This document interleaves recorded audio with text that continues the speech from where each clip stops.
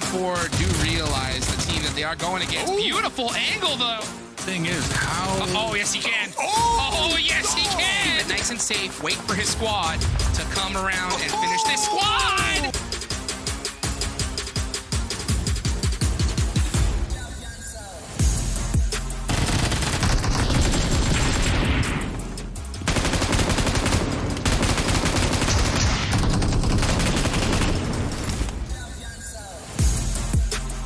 Anying following up with a nice pre-fire, should catch kindness, passes him kindness, says, I'm taking out Q first, and then you later, baby. Let's go. Wow. V2 or 3v2. So I'm not going to be surprised if we see Execute try to, you know, take out this side of the map a little early on, but they're staying completely away. K19 ain't going nowhere. This is one of the downsides of having the 2-2 split. Like, yeah, you got the cover fire across the street from NHyper, but now here comes the full push from SLR. Doesn't even matter. All they need is GK first right there. And I've been going away with the Zemo. That was nice. The Zemo plays have been top-notch. You gotta watch the toes, Dave. Have been top-notch. The Panthers are finally showing up here in the last and final map, playing the edge. They're taking all the fights they can get here as James. Oh, James, you gotta hit those, James. James, you gotta hit those, James. Take it out in return. James. James. Eco explosion.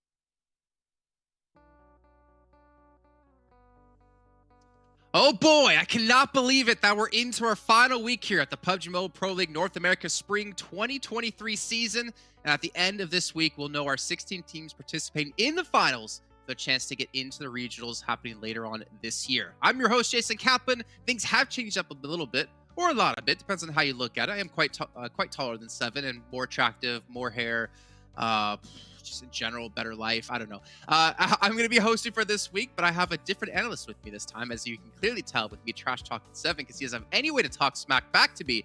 We got Monica coming in. Welcome, Monica, to the show here. You guys might recognize her from being involved in the PUBG mobile scene for years. How you doing?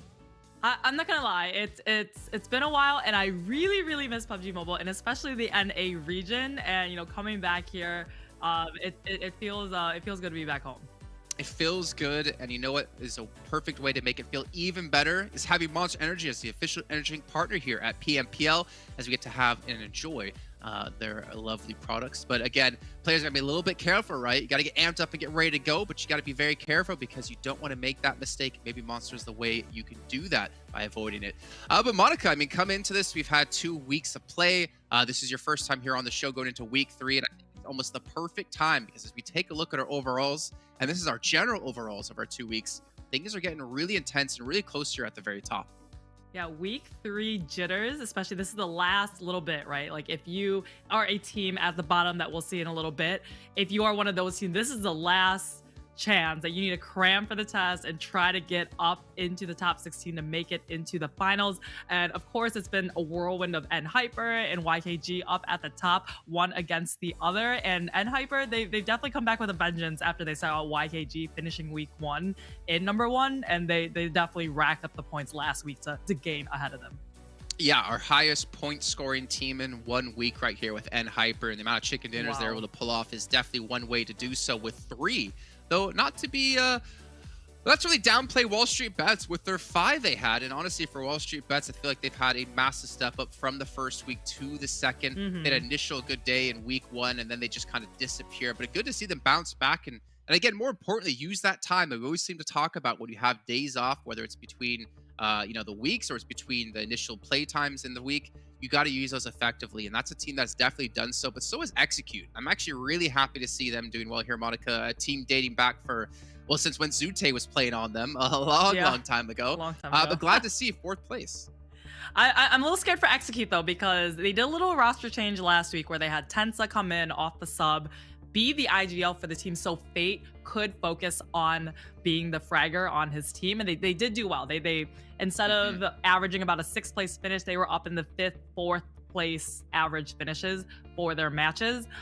This week though, Tensa's got school. He's not going to be playing this week, so I want to see how Execute is going to still keep up the caliber of their team. Well, I think the lucky thing, though, for Execute, at least, is that they should be qualified into our top 16 to make it into finals. So it's not too big of a downside for them. However, the bonus points is going to be a very big thing when we get to that point.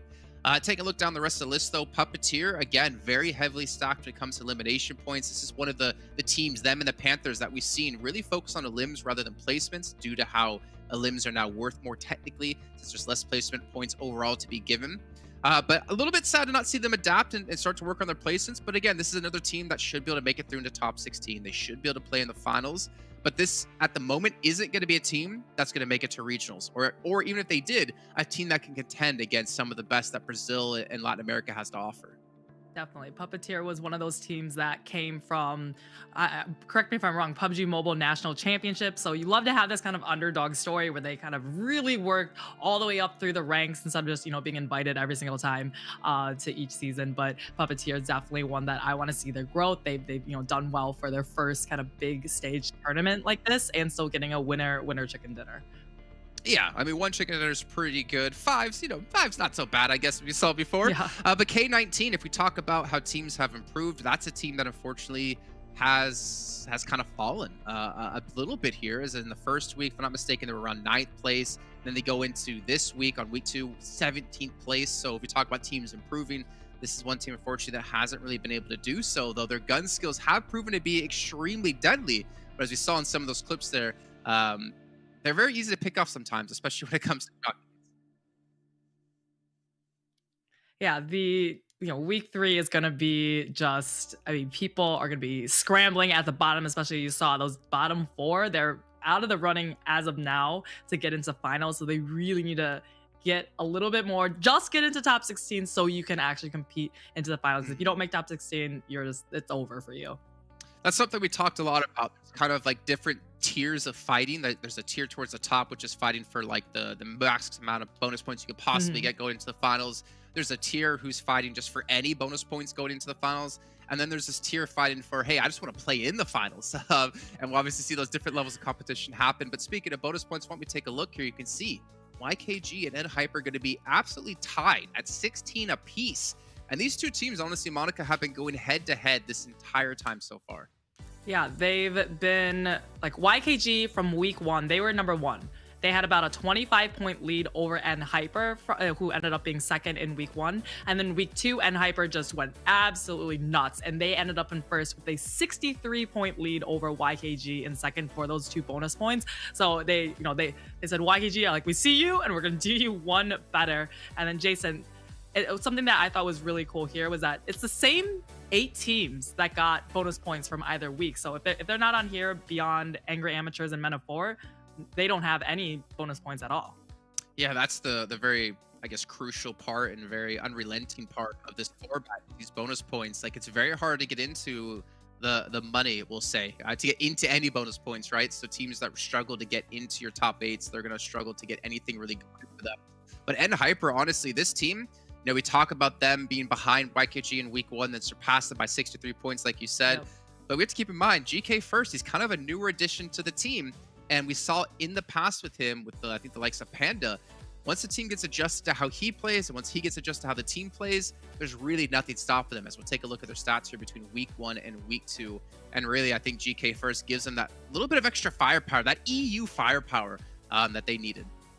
I actually had GK First back. I did West EU qualifiers maybe 2 years ago or so. I didn't really have any kind of knowledge of the region when I came into it, and he was just a standout player on his team, and then the entire West EU qualifier 20 teams that were playing. He's playing from Spain, by the way, so he has 150 MS, and he's still able to put up these kind of numbers against this lobby. So it just really goes to show his skill and his excellence to lead his team to this kind of performance. And I think what's so scary about this team, Monica, is that in week 1, they put up the second highest amount of points overall at 186. Yeah. That's already hard to do. I mean, if we take a look at YKG in week 2, they had 179. So technically, NHyper did better week 1 than YKG did week 2. But the thing was, NHyper improved on themselves by about 60 points from that first week to second. And when you're already in second place, to improve by 60 points is not easy whatsoever. And I'm really worried for a lot of the other teams out here that if NHyper maintain any sort of semblance of momentum they've had in these first 2 weeks, especially in week 2, I don't know what team out there can stop them. Yeah, they're just really competing against themselves, but you know, the team that they were before, they kind of have a reputation of throwing it at the last second. So let's hope that they can keep this level of play and still continue on that first or second place finish that they're definitely on track to make. And YKG as well. I mean, this team has put up some really good plays. I mean, for instance, Joey, right? I remember casting him back, or not casting him because I was hosting the event. That he was playing with XSET, and he wasn't really that standout player at the time. You obviously had people like Beowulf, like the old Cloud9 team. You had like Tempo Storm, which you definitely knew very well. You had all these like really great players, but Joey's really come into his own. And I'm curious, with the pressure now mounted on them of trying to keep up with NHyper, can he continue to live up to that and continue to prove to be one of the best players in the region? But there's other teams gunning for it, right? WALLSTREETBETS is another team we have to take a look at here between week 1 and week 2, because they have had a massive step up. They were kind of a flash in the pan we talked about towards the end of week 1, where yeah, they had a couple of good matches in the first day, but then they just disappeared and their average eliminations really suffered. But we can see here they've done relatively the same when it comes to eliminations and damage. But for me, Monica, what really stands out is that survival time for them. Yeah, this is definitely they're what, in third place, I believe it was. They really lacking in the eliminations, but their placement points, having 5 winner chicken dinners over the 3 that YKG and NHyper have, like, they know how to play. It's just that they can tune up that aggression a little bit more, put themselves in critical places to pick off fights or pick off those eliminations. If another team, that's what NHyper does really well, they take that damage, or they come up to a team that's already fighting, let the other team waste their ammo, get a knock, and then they'll steal that elimination. If WALLSTREETBETS can adapt that strategy, they can really get to the caliber or get to the standing in the points of NHyper and YKG. I'm not gonna lie, I was getting a little bit scared though, seeing them get 3 back-to-back chicken dinners, oh my gosh, in week 2, albeit on different days. I was a little bit worried if we'd have a little bit of a GOAT situation going on in NA, but luckily it didn't pan out that way then for WALLSTREETBETS. But again, another team looking to strive and another team looking to really improve. I mean, looking at what, 4 or 5 out of like a 7-match period, they had 4 chicken dinners and 2 second places. They had 1 match where they weren't in top 2. That is a ridiculous level of consistency. But again, for me, that I kind of worry about is, yes, they had a lot of placement points, but their eliminations a little bit behind, a little bit lacking, right? And for me, I like to see a really good balance between the two. But you know what? I'm going to give them week 3 to really show us what they've got. And you guys at home, you got to show us what you got as well, because we have a lot of things to bring your way. Not only do we have giveaways happening in just a little bit of time, we got to remind you guys once again about a sweet little crate that's in the game right now up until the 30th, where you guys can purchase a crate and get some sweet PMPL rewards inside. I'm actually really hyped about this too, because I love to see crates specifically for an esports event. Like when you get the PMGC crate later on, maybe there'll be a PMWI one. I don't know. I'm not going to try to spoil anything. Maybe Monica will. Yeah, it was I really like when they give away stuff, you know, because it's a definite timestamp for the event, so they know that you know, you were watching this event at this time, and there's probably only a handful of people who are able to get that crate. Get me an NHyper jersey on my guy in game, man. I'd be happy about that. One day. One day. First face right here. Well, I mean, I prefer it. We'll see. Okay, yeah, I don't want to say where I'd put it. But obviously, besides that, you guys actually are watching the show. One thing we do appreciate from you is helping us out with some feedback on the show. Now, in chat, if you guys check it out, you'll actually see a link where you can click that one and fill out a little bit of a survey for us to let us know your thoughts about the show. I don't know technically what's in there. They wouldn't let me see, but I'm assuming there's a question of who's your favorite guy named Jason on the show. And if you don't choose me, I'm gonna be very annoyed. So if they don't answer that, they don't get the free item. They don't get anything, Jason? all right? They're going to be banned away from this chat. They're going to be kicked out of here, and I don't want to hear from them or talk to them. However, I will accept if you put Zoot, though his name isn't Jason, but he can flow for it. But obviously, let us know your thoughts as well when it comes to survey. Beyond that, with social media, we have a ton of different channels. You can also make sure to use the hashtag PMPL NA if you ever post anything and you want us to see it, because we do show it on the show. Always love to see how you guys are watching the show. Just make sure you use our correct tags, because one of you out there, you know who you are, calling me Hot Jukes. I mean, I wish I was as handsome as him, but unfortunately, I'm not. Yeah, so give us your best Wait, clips, yeah, share you them on your agree. stories. Wait, Monica, you agree? I'm not as handsome as him. I was like, okay. All right. I was like, someone's gonna clip this out. I was trying to think of like, okay, so you think, so people think you're Hot Jukes, but then you're saying you're better than 7WG, so you're saying that Hot Jukes is more attractive than 7WG as well. I mean, it's not hard to be, I guess. Well, anyways, beyond this, right? Let's take a look at something for you guys on how you can win UC throughout the show. You can head over to Instagram and you can actually leave your favorite moment here in a comment and potentially win 600 UC, which would be phenomenal. But beyond that, there's another way you can win UC. It's actually by taking a look down here. Just trying to delay. Oh, production's got me on point. Thank you so much. You guys enter that code and go win 600 UC for yourself. Quick, grab your phone. Grab your phone. Hands up, Monica. We're not allowed to win this. Okay. We're not allowed to win these. Those Zoot, I think he's won about 7 of them so far, if I'm not mistaken. But that's okay. Make sure you guys enter that. Somebody has already won this because somebody with super fast hands, they're waiting for the 600 UC, already had their phone, already had their game pulled up and ready to enter the code already. So I'm sure it's gone by now. I hope so. I hope so. And post up a picture of you getting it as well. That'd be great. We also need to, if I'm not mistaken, are we going to predictions? Did you want to look at predictions? Did you want to see our schedule, Monica? You tell me. I think schedule. I think schedule would make the most sense. All right. Okay. Let's take a look at the schedule. What's coming up here today for you guys? We got Erangel into Miramar, into Sanhok, Erangel, Vikendi once again. So pretty similar to what we see most days. So the maps will be shifting just slightly to our left every single day. And of course, let's take a look at our teams as groups have swapped up yet again going into week 3 here. Is there any groups that are looking pretty strong here, Monica? I'm trying to look at this. I like that they changed it, right? So because if they kept the same group every single week, that'd be, Wall Street Bets, I'm always, playing against the Panthers, just as an example. So changing it up, keeping everyone, including the teams, including the viewers, including us, all on our toes. But I don't know, I think they're pretty even. I'm liking C a little bit, but I think E with MEZEXIS and the Chosen. The Chosen and MEZEXIS have been actually putting up some pretty big numbers here between those two teams. I think that's going to be a tough one. But speaking of tough, what about predictions here? Luckily for us, our predictions aren't going to be posted when we take a look at it, but we can see the results from last week. And one of these 4 is not like the others. Are we talking about the best one or the worst one that's glaringly obvious on the screen right now? Yeah, Mustache Dave, 24%. Not the best on predictions, but you know what? I think he's saving the best for last. So why don't we head over to those two to take us away here into our first match of the day. Hey, thanks for that, Jason and Monica. Listen, I'm gonna be real. What a way to get introed. What a way to get introed. I'm gonna be real. They were making up the rules on the fly last week. I picked a couple teams and then they went back and like, nah, he didn't pick those teams. It's all in writing. I'm just saying, it's all in writing here, Zute. Hopefully this is a new week for me to make the come up on the predictions. But how are you doing, Zute? I'm doing great. And I was watching last week, and I think I know what happened, Dave. You were new on the show last week, so they pulled a prank on you.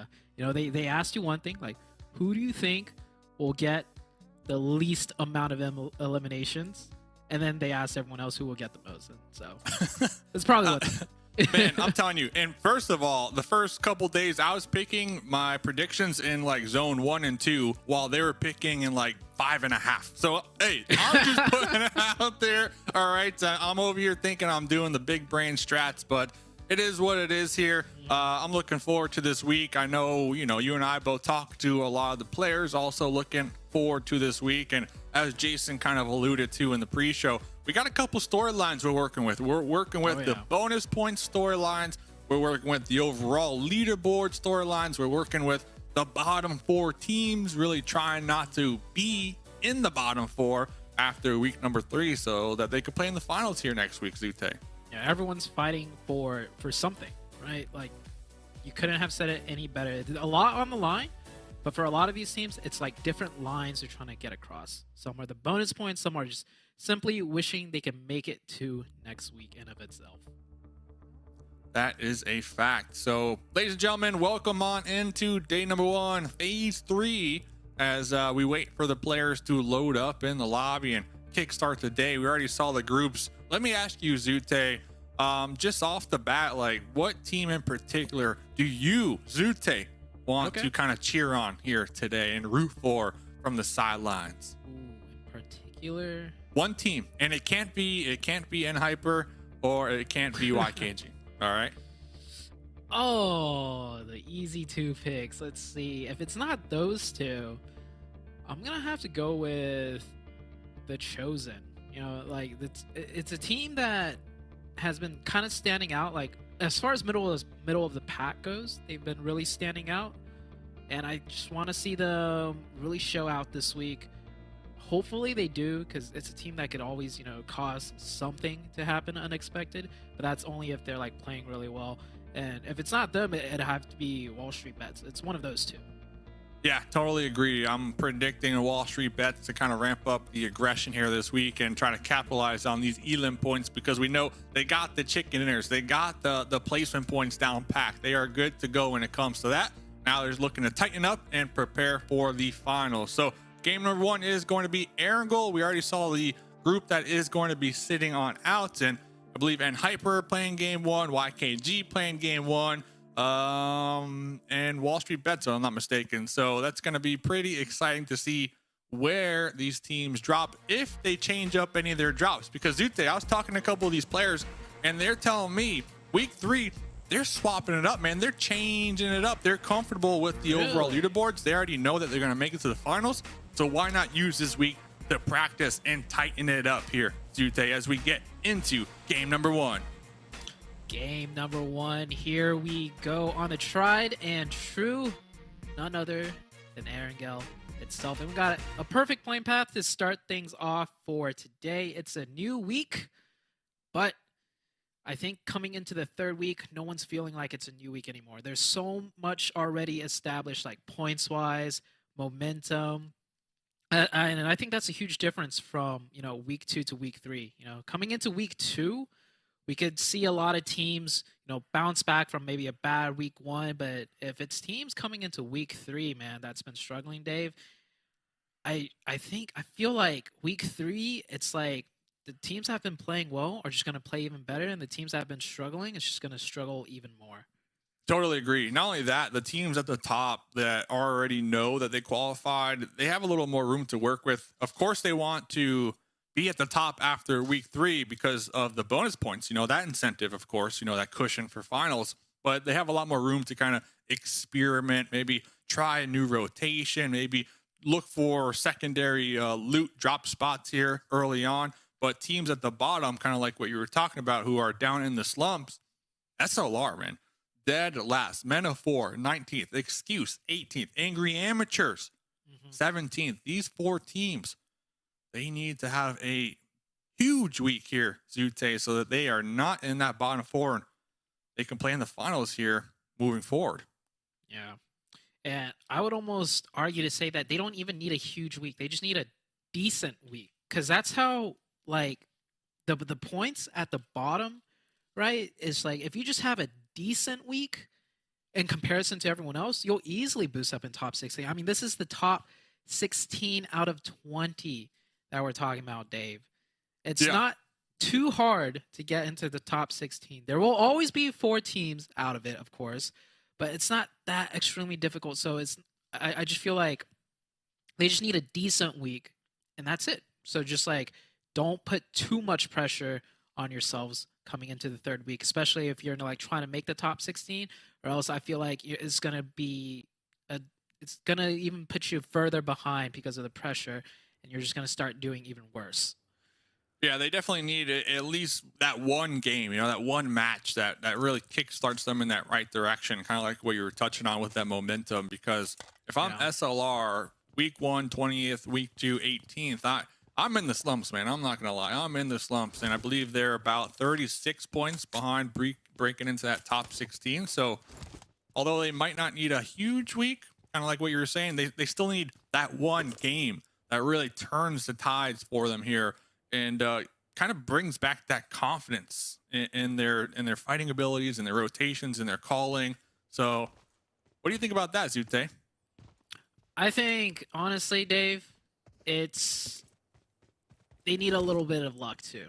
Like, ooh, I feel like for teams that have been struggling for 2 weeks straight, especially towards the bottom, you keep saying, it just takes that one game. And I absolutely agree. And that one game is going to come in the form of, I would say, like 60 to 70% maybe circle luck.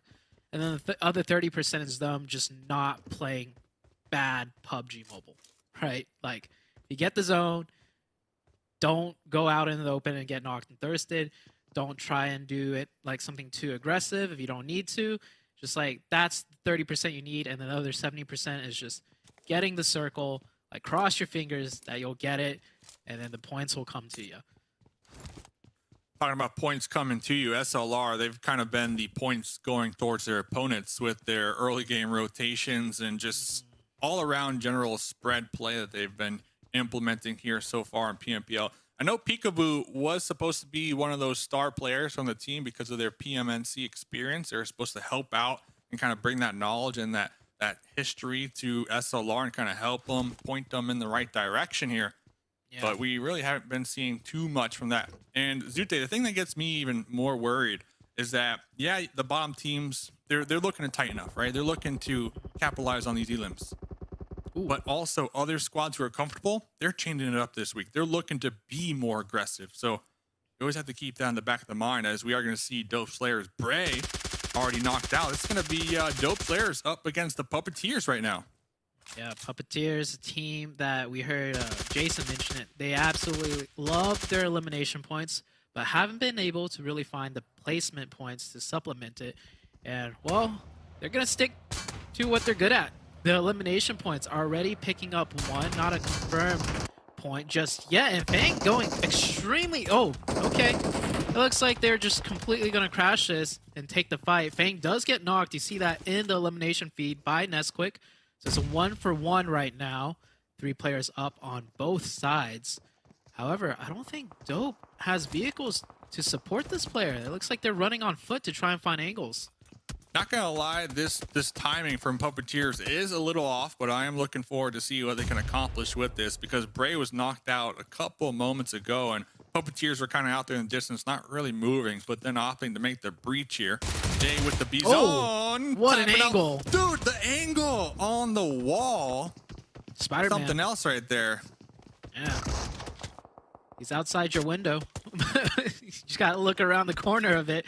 He does go down, so now the Puppeteers find themselves in a very tough spot.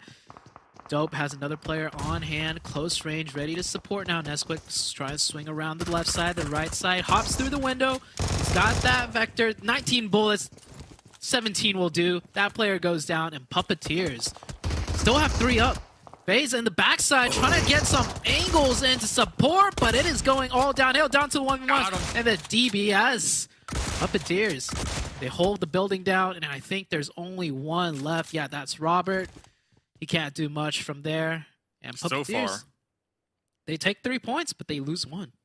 Yeah, they did lose Dong in the process, and during that mayhem, Dong was picked up, was in the corner trying to get the heal off, but, was just spotted again. So, honestly, to start day number 1, week 3. Oh, the blue zone. Wow. Oh, no, that's not the blue zone. That's Robert with the scar. Looking at the ammo, only 25 more bullets to go as well here, Zute. So, trying to do everything they can to salvage the situation. But I don't see Robert making the push across this open field, of course, especially with Faye overlooking them. But it is somewhat of a pester, though. This is going to keep the Puppeteers in the blue zone just a little longer. And since it is so early on in the match, the Puppeteers, their loot isn't going to be the best here when it comes to healing in the blue. Definitely not. And I think this is why they struggle with placement points, right? They don't prioritize any types of zones. They aren't able to get much loot because of all this fighting. They get the elimination points, which is great. So we'll see what they could do here after they get out of this situation. 8, 7, 6. Yeah. Dude, let me ask you, 6 bullets. We're in the blue. You're the solo for the team. Is it worth just staying out here this long and just kind of pestering puppeteers? Optimally, no. Right? The chances of you getting a knock and getting the point extremely low. But sometimes, Dave, when your team loses and you're the last one up, it's just you have to try and do something, right? So you put a few more shots, try and get another knock, put another like a damage in, so you feel like you contributed. But that's pretty much it. And Dave, this circle, Dave, I thought, what a zone. I mean, the first one was already kind of like, whoa, what a zone. Yeah, had a lot of water. Yeah, I didn't know it was going to keep that water. And we are like, what, 40% water? This is going to be... And the thing is, Dave, it's not even necessarily a fairy pier ending. We see zones like this so often, and then it just hard shifts to the landmass, and it brings it all the way up north, potentially, or maybe all the way west. There's still a lot to be had in this circle that teams need to figure out. Not gonna lie, they did change up the team colors on me a little bit, so I'm trying to get used to Phoenix down there repping that green color. But yeah, Phoenix, they dropped military base, this zone. They could play this one nice and slow for the time being. A lot of water to work with. Skills of Mind over here. Looks like they're gonna be in the mix. This is gonna be north of Pachinki. Skills of Mind kind of locking right now with WALLSTREETBETS. They are gonna be pulling in right behind Wanted Vigilantes. A lot of interesting early game rotations, I have to say, and I have to say it's due obviously to the zone and just it hard shifting out here to the west, and then also somewhat centering on up with the water. So the amount of real estate and compounds and buildings available here, slim to none, you know, if you weren't already occupying it. And a couple of these squads finding out firsthand as Hyper are going to be pushing SLR. The top team versus the bottom team in the lobby. Peekaboo done and dusted on their knees. GK first, UMP with the squad mates just pre-firing through those crates, taking down SLR here. Yep, they pick up the entire team of SLR. SLR did manage to get one in return, but SLR, man, they are just 3 points, as Hot Jukes would say it. Ooh, more shoddy action. This is YKG and Angry Amateurs. Chica already got one opening right there. It's a little headshot in. Gets the comfort. That took a while. Couple shots. Yeah, couple shots. But he does manage to get it. And this is what happens with these fairy pier zone or potential fairy pier zone innings, right? Teams come and slam these compounds in particular very early on. I mean, Hyper just did it a little bit to the west at the same exact compound, just, you know, a little bit of ways, and YKG answering right back. However, YKG not losing a single member, and Hyper, they did lose one. Yeah, Angry Amateurs kind of just waiting for their demise here. All of them had their backs against the wall, not really in the aggressive stance position, more or less the defense, and up against YKG with double barrel shotguns. Yeah, you're not going to make it out of there alive. Next circle does pop once again. Another yoink out there to the west. And you know who's been big chilling out there? Execute, man. Execute. They're somewhat separated for the time being. They're probably going to group up here, but they're just south of Primorsk in that water area. K19 to the north of them. But Dute, 14 teams still alive in this zone. It is going to be chaotic here very shortly. Definitely chaotic, and I almost feel like we're not going to lose too many players on this zone shift because there's so many crevices with, you know, quarry involved, so many compounds just scattered throughout that teams can easily keep all of their members still up, even with so many more players squishing into this zone. The next zone is going to be the crazy one to watch out for. I think this one's going to be a slow grind of things. We already saw the very aggressive initial push into this zone from YKG and Hyper, and at this point, it's going to just be feeling things out more than likely. Talk about feeling. Nate out here kind of going back and forth, looking for some intel. The Panthers, we saw them ramping up that aggression last week on the final day.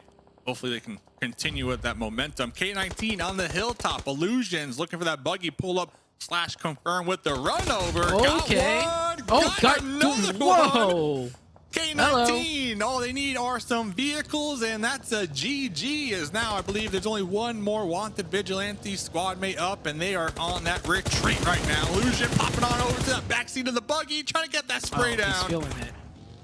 But they're able just to survive for the time being. It's going to be Bookie behind a tree. Oh, he's going for it. He wants all of them. Illusion.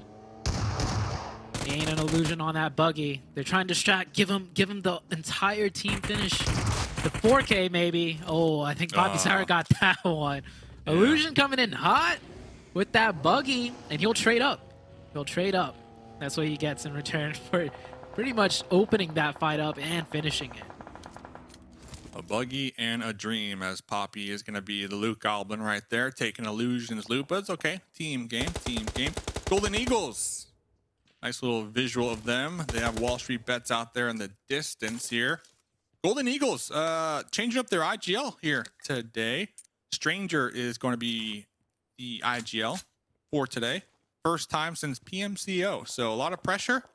Very curious to see if we'll see like a different play style / rotations from the Golden Eagles. As another one of these teams telling me that they're looking to change some things up here in week number 3, Zute. I think week 3 is probably the perfect week to start changing things up. Even if you're a team that's like, you know, already in the top 16, you want to prep yourself for the finals, right? Give you that extra edge. And what better way to test it than into week 3 when all the teams are pretty much, you know, playing at their quote unquote best. And that new circle does shift away from Ferry Pier. So all those buildings on Ferry Pier now being vacated. We're going to get that quarry zone finish, Dave. This is always a huge favorite of mine.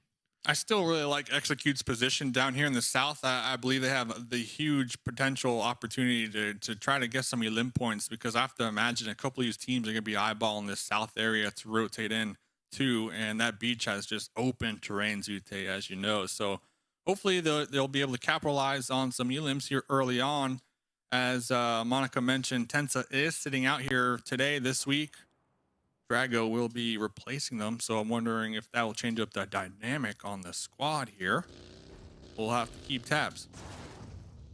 Hopefully they could get a good game in on this one. They have that whole south side to themselves, so yep, looking good for now. And they also have that huge hill to their north side. Nobody's there right now. And Hyper left the player back, Rin. And I think YKG was trying to see if they could do something there, but YKG, they're just going to play the zone. However, running into a solo player of Skills of Mine, Bomba, he gets taken out. I want to drive solo into the den of YKG. That cover fire, support fire there immediately. Yeah, very awkward spot to find yourself in. YKG and N-Hyper kind of clashing back and forth, and then you're just casually trying to rotate right between the two. Looks like their teammates did pump the brakes just a little bit as they saw their teammate on the unsuccessful scout. And Hyper are going to be pushing right past Execute, right through it, threading the needle, as we can see on the mini-map feed. It looks like a couple squad mates from Execute will be spraying down some of these vehicles, but N-Hyper, at least the duo, they're still up. They're still alive, Zute. Yeah, that cover is going to work out for them. For the time being. Execute, they got a player on their backside. This is the last thing they wanted. And ooh, Joey does get found and taken out by the Execute team, so they will soften up the team in front of them. Execute needs to play a little bit more aggro, in my opinion, after this zone closes. And ooh, that flank position, Drago, can he hold it down? He's got the nade, tosses it out. No knocks. They're not in the zone, though, so he just needs to stay alive, and Skills of Mine should have to peer up in the opening, and he's got teammates to support, but yeah, he's got to dodge these nades, and they're coming in hot. Yeah, it does have the teammates to support. Now here comes the smoke tunnel as the duo from Skills of Mine looking to get an elim point. Drago has the US, cooking a grenade, about to toss it, putting it back into their pocket. 50% HP, popping up with that UMP, the spray down to the smoke stairs one. Can we get two? No! Wasted with the DP, getting a confirm right there. And now here comes the pull-up, the support from Jason, popping out the vehicle, popping back in the vehicle. Wasted 1 Oh, HP, and the moves. Jason coming out on top. Jason with the moves right there.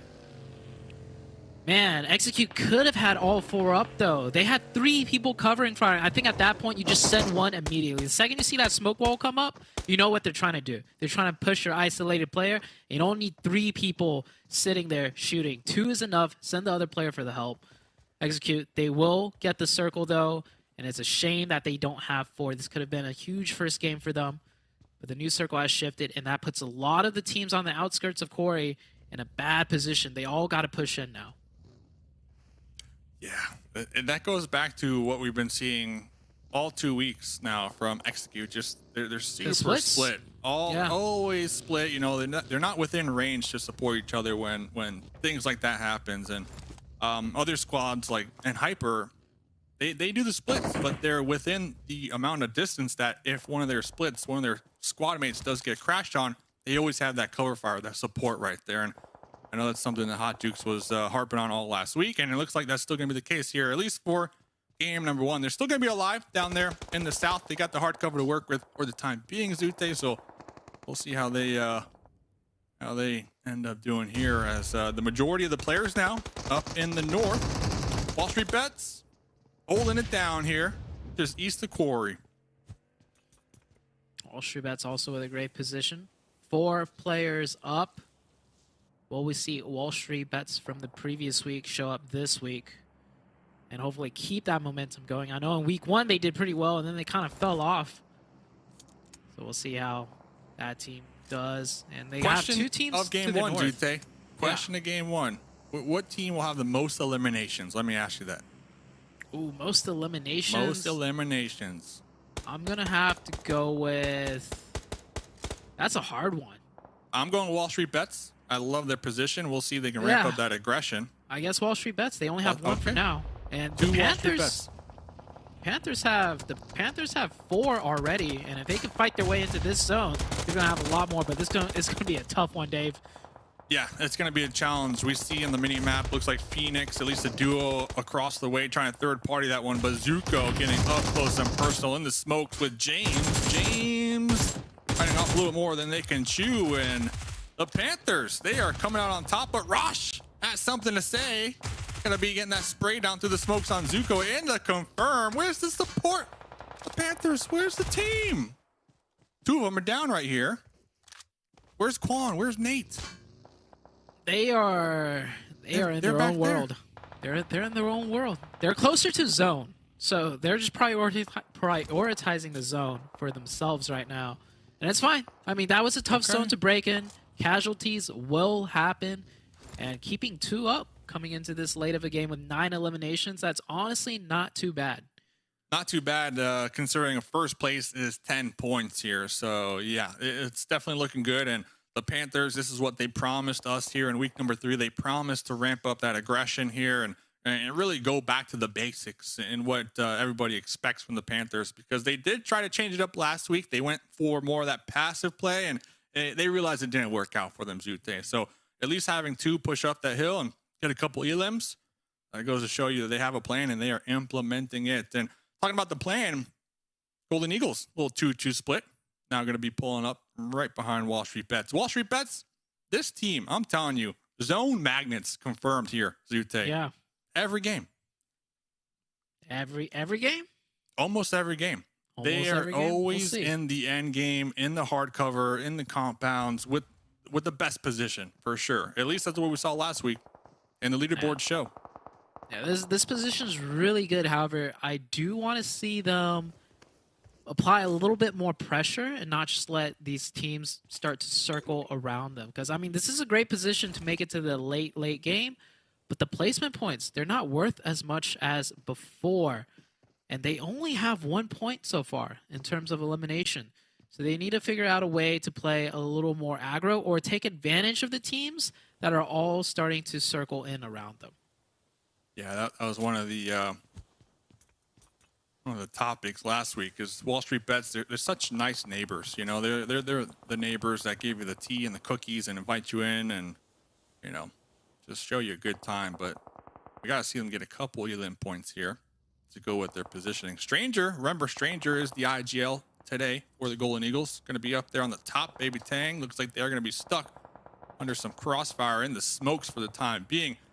And Hyper did wrap around, now leapfrogging Execute in the south. Very interesting plays going on right now, Zute. Nice knock for WALLSTREETBETS. That's what they need to do. Get those shots in. Oh, D. The second he crosses over.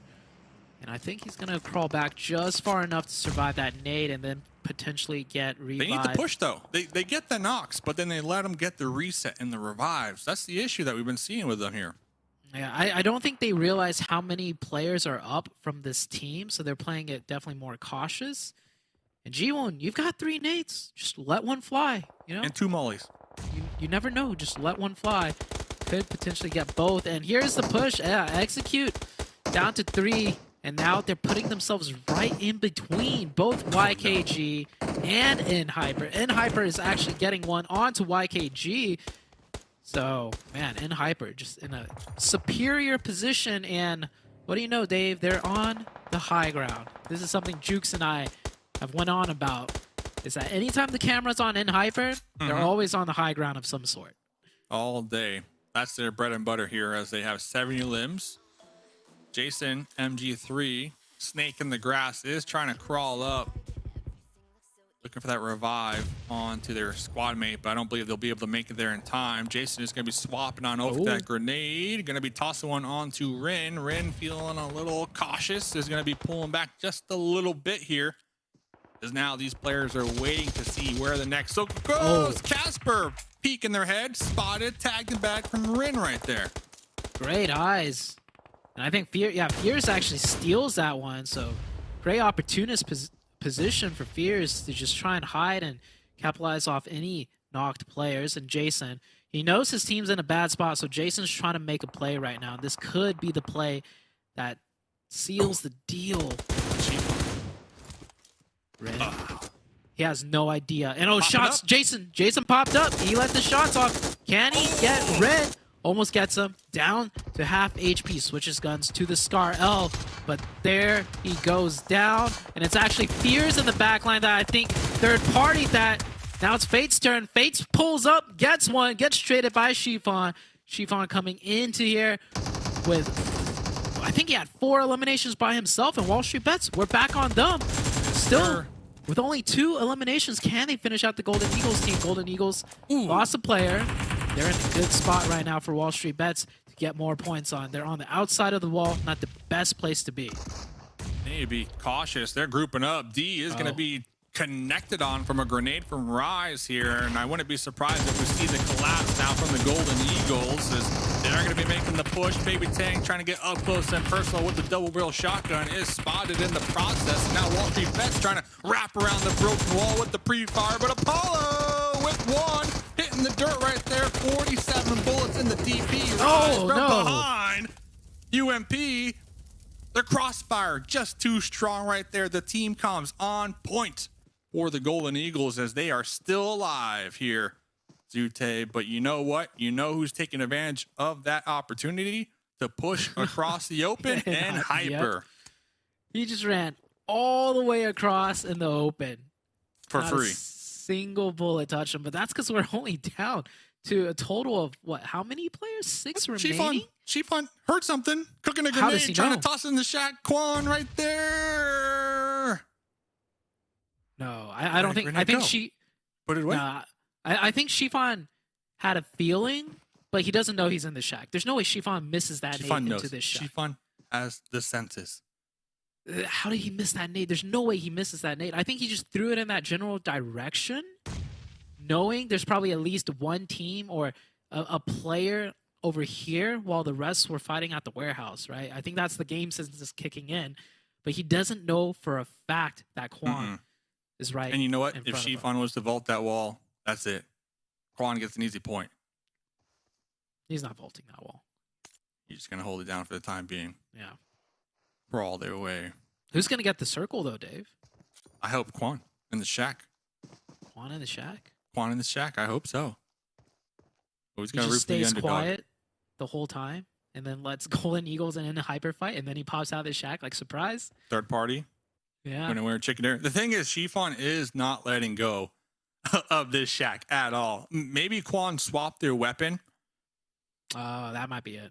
Yeah, anything. I mean, these players are so good with their map sense, their ability to know all the angles, all the hiding spots here. And all it takes is one little sound cue, and there goes your sneaky spot. I mean, Chiffon doesn't know because he still has a grenade in hand. So if he knew, he would throw that. So he doesn't know. He doesn't know for a fact, but he has a feeling. I do appreciate how GK First is in the South, kind of providing that oversight, that overview for Chiffon to make sure that Chiffon is going to be safe and have that room to really maneuver and explore and get that intel. Oh, I think he just got exposed, though. Heard some shots from Golden Eagles going towards GK First. He's snaking, he's crawling. Should be good. Got the Bob Barker. Yeah. Grass foliage. Just enough backpack to keep him out of sight. Golden Eagles, though, 3 up, numbers advantage. They haven't really moved much, Zute. Oh, that was the last zone, by the way, Dave. I asked you, where do you think the circle was going to go? The circle is going to go in the dead center, in the open. How many smokes are left? If there's a lot of smokes left, this could get very messy for all 3 teams. Couple smokes out on the side of the Golden Eagles.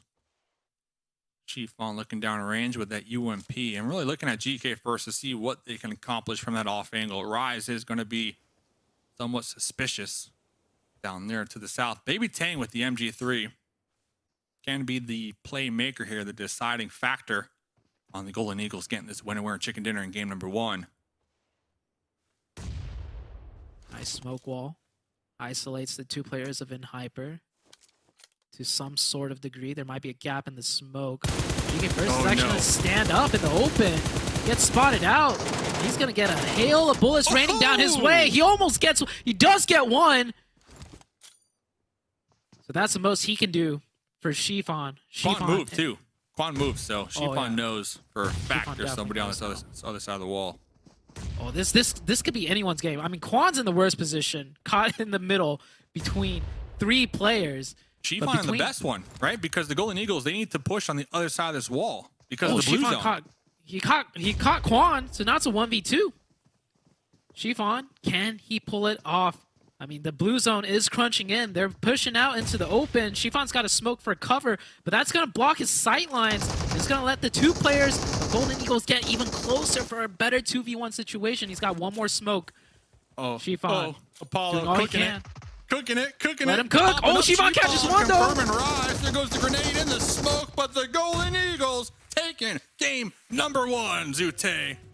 You know, I said Chiffon got one. You know what happened? They sent out the knocked player as bait for Chiffon, and Chiffon let the bullets out on him, and then they 2v1 him.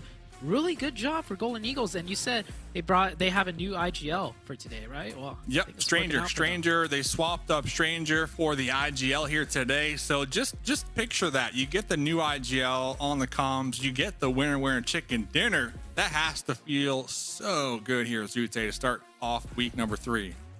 Yeah, and I like the way they played it. They kept their spacing the entire time. We saw them with that 2-2 split. And then even after the fight, they had a player split away from the warehouse. They didn't just all group up together. So really good first game. But I don't know if they could keep it up. Meanwhile, InHyper seems to be consistent as ever. Still getting into the late game. Still picking up the elimination points. InHyper are just that wrecking ball in the lobby, you know, InHyper and YKG, honestly. So we'll keep our eyes on those top dogs as these other teams at the bottom are on the hunt to make that climb on the overall leaderboard. So ladies and gentlemen, don't go anywhere. More PUBG Mobile coming up after the break.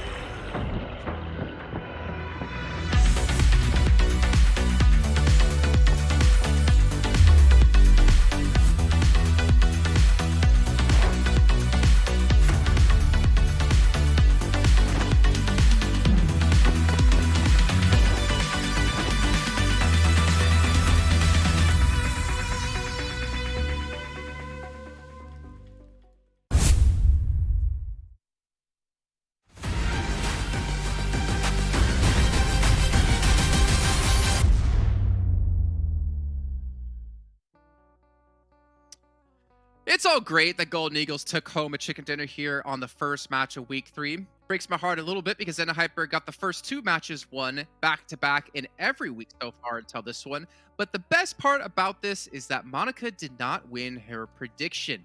Now, the funniest thing about this is before the show started today, I'm going to let you talk in a second, Monica, don't worry. Before the show started today, she's like, what?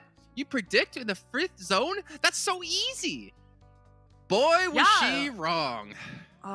Hey, okay, so I picked YKG and I predicted them because they did lose one a little early on. I think it was Joey, but I still thought they were gonna, be able to get there. At least I did better than you 3, all picking WALLSTREETBETS with only 3 eliminations. I knew, just knowing how WALLSTREETBETS, they go into the central position, they stay real late in the circle, and then they came into the central part of the circle, like, I don't know, Monica. Circle or so. They were not going to get the most elimination. I have to inform you that you don't get extra points because you beat someone else on predictions. You only get points if you win. Doesn't matter. We all lost. That's all that matters at the end. But Golden Eagles 19 points and Hyper gained 16. Panthers getting 15. They were down. I mean, they had a little bit of a 2-2 split. They lost 2 players as Nate and Quan left. And then Quan just stayed alive for as long as he possibly could for those extra placement points. A really good match here at the Panthers. Yeah, he I think just unfortunately just right in the middle, like Zute and Mustache Dave was saying, he's right between Sheepfan and right between the last 2 players of Golden Eagle. So it just kind of got sandwiched right in there. But let's take a look at the less fortunate half of this lobby. This is where Monica would be right now, the less fortunate half, getting her prediction wrong. Anyways, Angry Amateurs, 0 points. Now, Super Laser Reflex, got to touch on them really quickly. Because one important part that we cannot forget about during this entire week, right, is where the teams are placed at the end of this week. Super Laser Reflex, they were at 101 points before we started today. Now they're at 102. Problem is that bubble is BOPE Esports, and they were holding it at 137. Even Angry Amateurs is actually tied at 137.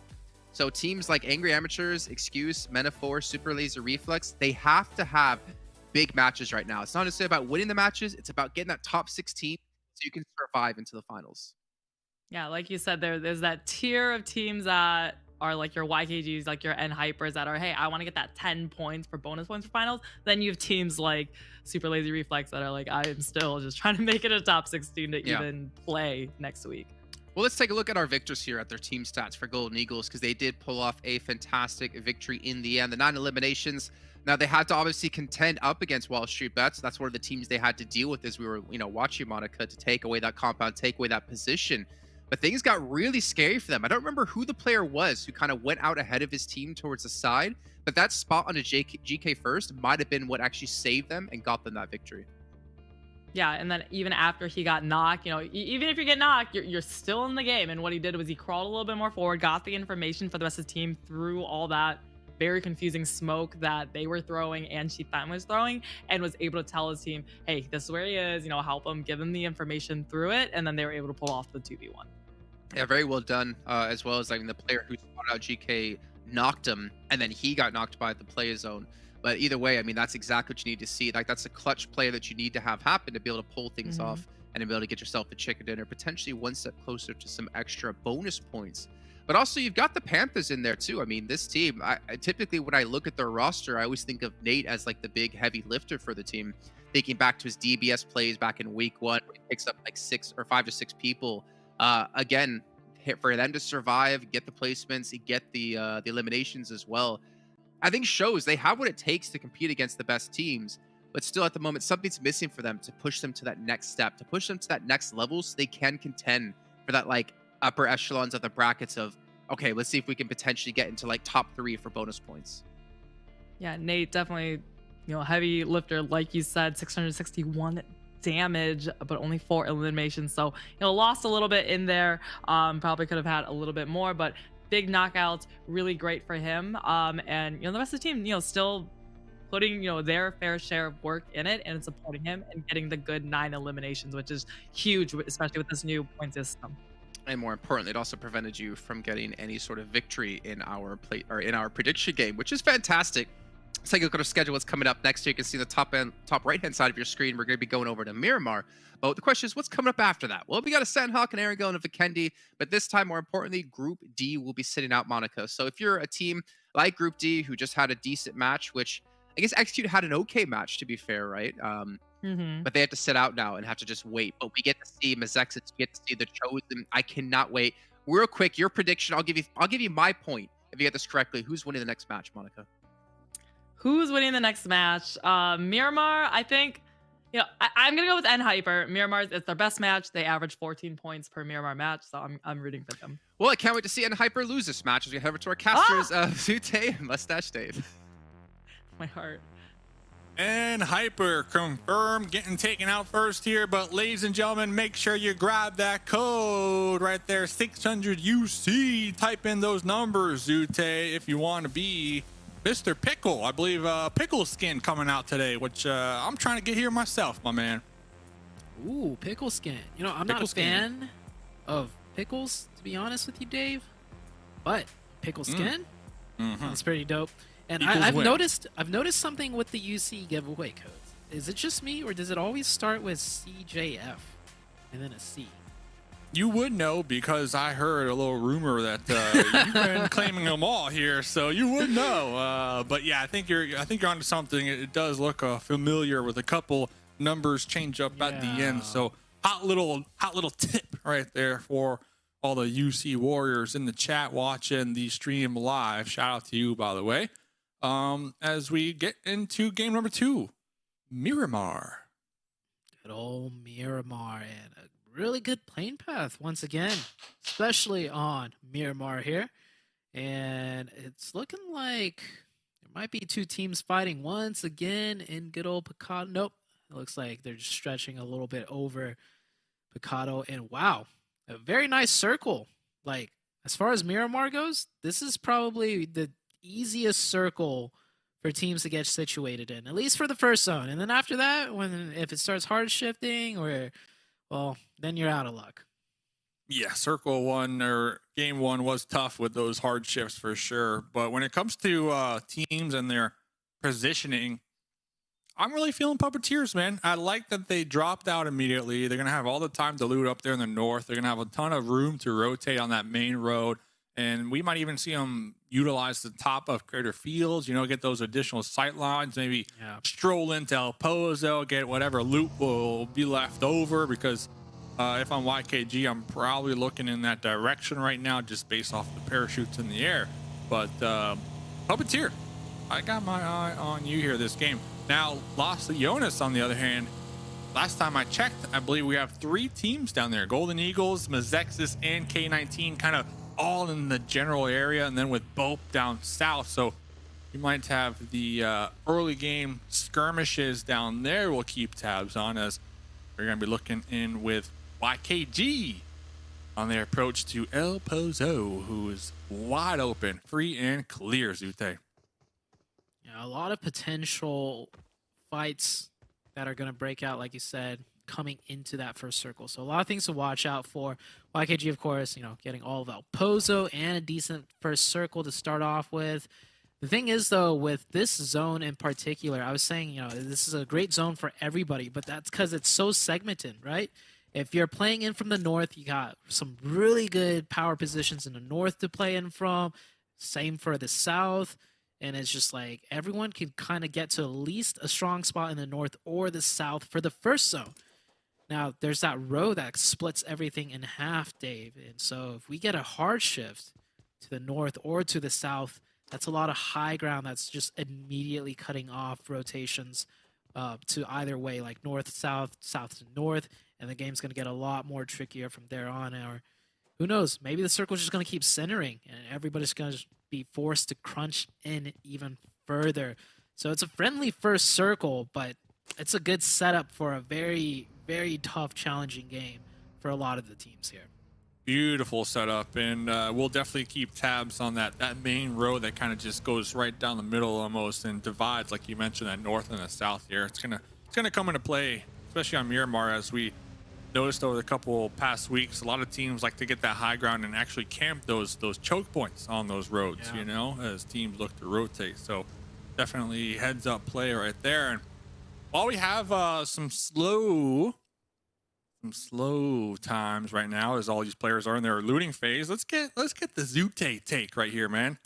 We're kind of chatting about it game 1, but there's been a lot of changes on teams coming into week number 3, as some of these teams, they recognize, okay, they need to do more, they need to do better. One main theme that I've been noticing, and I kind of want to get your take on this, is the changing of IGLs. So Golden Eagle is not the only team changing up their IGLs. I know for a fact Wanted Vigilantes did as well, but I guess the question here is, what is your take on changing up the IGL on week 3 here as we get towards the end of the tournament, PMPL, before the finals? Ooh, that's a tough one. As Chosen, looks like they're gonna catch an early point here. We saw them rotating out very early, so they wanted this position. Pick up that quick point, and of course, it's a quick point because it's SLR once again, and still struggling. But back to your question, Dave. Changing the IGL, that's a tough one for me to answer, because I feel like you're asking me due to my experience, right? Yeah. I want to tap into that ex-pro player mind right there. Yeah, so I was also an IGL back in the days, so my answer is going to be very biased in the sense of when I IGL'd, I feel like things were going well, and if things went bad, it wasn't really an IGL thing, it was more of a team synergy thing. So I don't feel like the IGL change is ever really necessary, but then again, I don't know. If the IGL on a team is just not good, then yeah, an IGL change could do wonders, right? So coming into week 3, I feel like you should change the IGL only if the IGL themselves feel like things aren't working out. Because once the IGL loses confidence, that's definitely going to spread to the whole team. But if the IGL is still very confident and can still bring things in and just it'll be like it's a team synergy thing, then I feel like you got to stick with it and continue through on the 3rd week. Yeah, I guess it is kind of an awkward situation depending on which side of the coin you're on. You know, like if the 3 members of the team is like, hey, we need to change. We're going to change up the IGL. You're like, what? Hopefully if that's the case, the previous IGL can just kind of, suck it up and just go with the flow at that point and try their best here so that they qualify for the finals. But talking about qualifying. Oh, nice shot. Rush with the mini here. Excuse. This is one of the teams trying to qualify as coming into week number 3, phase 3. They were in the bottom 4. In the bottom 4 with the majority of their points coming from elims. That's a big push. But Rosh full sending it right now. QZZ was able to get picked up. Rosh popping out on the side of the hilltop. They get one over. Chiffon with the Tommy gun. Connecting a couple bullets onto Rosh, but Rosh underestimating that off angle from Rin. But down. James with the support, able to get a confirm right now. 2 confirms. I could hear it now. Jason just clapping with. Oh, never mind. Because this is Monica's prediction. Monica said in Hyper. So Jason's definitely really happy. Monica. But, I mean, you see that right there, though. This is I love that you brought it up. Excuse a team that's trying to fight for their position on the leaderboards. If this was week 1, if this was week 2, I don't think Excuse does this. But because it's week 3, they're like, you know what? They have to. We got to start taking no option. These. And look at how easy it is. They have the positioning. They just have to go for it and play basic fundamentals, like leave someone back to cover. You have all the ridges, you have all the advantages, and in Hyper, this is the #1 team in the lobby getting cut down like it's nothing. Come on, James. You know you want to push that monster truck over the hill and get the confirm onto Rin. Come on, James. Do it for Jason. Do it for Jason. Regardless, and Hyper losing 3 early on, they did get 1 elim points out of that, but that's going to set them back a couple pegs. Excuse, it's all on the line for this team here in week number 3. They need to just play their A game here so that they can qualify, be that top 16 on the overalls to move into the finals. And I think taking out in hyper early on, that's going to bring them back that confidence, that much needed confidence. And talking about confidence, up big with the quick 360 flick over here is Fang able to survive using the cover of the Bronco. What is TC's positioning here? They are just all over the place. And I think, oh, were they only a duo? I mean, that explains it, because Puppeteers, they are about to clean up TC. TC does get cleaned out right there. Puppeteers, once again, elimination points. Yes. Placement points, we'll see in a couple minutes. Yeah, the Chosen's always an interesting team to kind of look at because we've heard recently like Gaji is going to PEL next season. So, you know, yeah, I'm not sure what the synergy levels might be like on their team. They are doing great. You know, they're up there. They're definitely contenders for the finals, but just kind of looking ahead, you know, you got to hope that those players try to do their best, even with changes coming up around the corner. But 5 elims, that's going to set them up to equivalent to a 3rd place finish in placement points here this game. So I think they're doing okay for the Miramar match, as we have 13 teams still in it here. Ooh, and look who's still trying to get involved. Excuse. At least we're dipping into the tail end of what looked like a potential push onto MEZEXIS. That would have been a very bad push. That push is not easy, and they quickly turned tail. I'm surprised MEZEXIS wasn't set up in a way to catch one of those players, because they got really close. They'll leave for now. Circle is about to shift once again. The circle shifted a little bit towards the west, but it kept in that dynamic of the north or the south still coming into play. So a lot of teams still able to find good positions, but it all comes down to the circle to see if you have that good position still afterwards. YKG with the really big split, playing one on top of each mountaintop. You see right there, 24K and Joey on top of the mountains. And oh, that circle is going to be really good for a lot of these teams. I think this is the circle that no one's really moaning and groaning over, besides maybe if you're BOPE. But if you're coming in from that southwest edge, they should have a plan already for a circle shift just like this. I love YKG. I love how you pointed out their position somewhat split up, but they're just dominating the high ground with so many angles, so many sight lines up there. So that intel is definitely going to be flowing back to the squad mates looking to capitalize on teams making the push downhill from them. Excuse, 3 limbs. They lost Rosh early on. They're going to be somewhat in a pinch here. We got a couple squads around them. Looks like Excuse are going to be in the trenches beneath those teams. So we'll see how they maneuver out of there. Puppeteer is also on the hunt over here. And of course, Zute, Wall Street Bets, dead center for the most part here. Yeah, in hard cover, we do see them taking some shots with their 2-2 split right now, but I see them turtling up. You know, this team loves just playing that late game, and you can't hate it, man. The leaderboards, they love it. They love the placement points. If it works, it works. Yep. Why fix it, right? Yeah, I think this time around, though, they will be able to pick up a little bit more elimination points than that previous game, because they are doing this 2-2 split. I really like this 2-2 split, actually. Jiwon and Kubi in a very powerful, strong position. It may not look like much with just a shack there, but with the way that hill flattens out, if player gets knocked here, they could just easily crawl back for a revive, and you could still have sightlines on a potential push. And they can always fall back to that fortress they have. And look at this. I love sightlines, this. Yeah.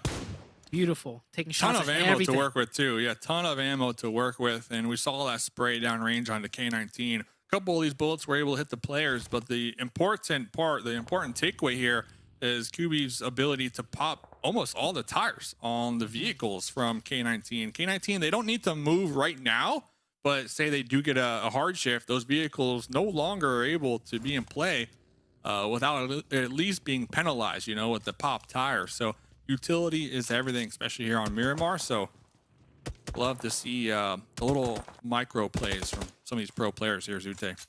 Yeah, and another big thing is the second you get a knock onto that team, they're way less likely to push you on next zone if it, you know, goes to you. And Joey and 24K, I mean, these two, all the way. They play this split all the time on Miramar. This is not the first time I've seen the same exact split out of YKG.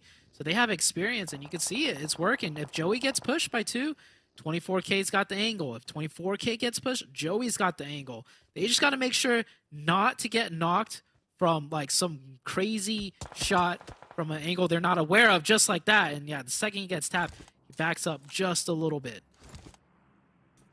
Talking about the Eagles in the sky right there. I mean, these two players are as high as you can get here on this Miramar map, all the way at the top, and they have sight lines on each other as well. And that's kind of what we saw there. The Panthers, a duo, was trying to push up on one of those angles and was immediately stopped. And talking about the Eagles in the sky, the Golden Eagles going to be strolling in right on top of K19. K19, 3 players still up, a couple of them hurt, but the Golden Eagles not only concerned with K19 from behind, wanted Vigilantes right now. And that's actually going to be a blessing for K19 as we see them backing up in the chaos.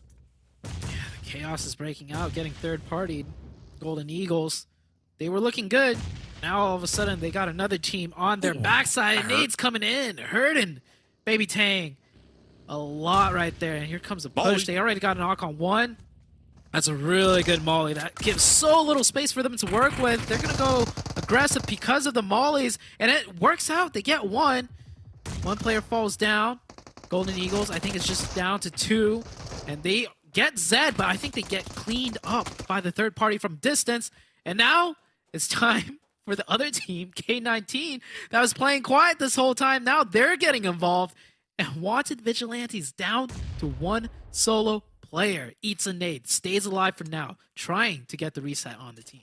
Beautiful play from K19. They were hurting, so they backed off and they let Golden Eagles and wanted Vigilantes duke it out. Meanwhile, K19 got the reset, the heels up, and now piling on in, Poppy and Legend trying to get that off angle from behind, while Necro is keeping wanted Vigilantes occupied for the time being. The team comms on point right now for K19. They're about to crest this hill. They're about to see the pixels. Here comes Poppy with the spray down with the UMP.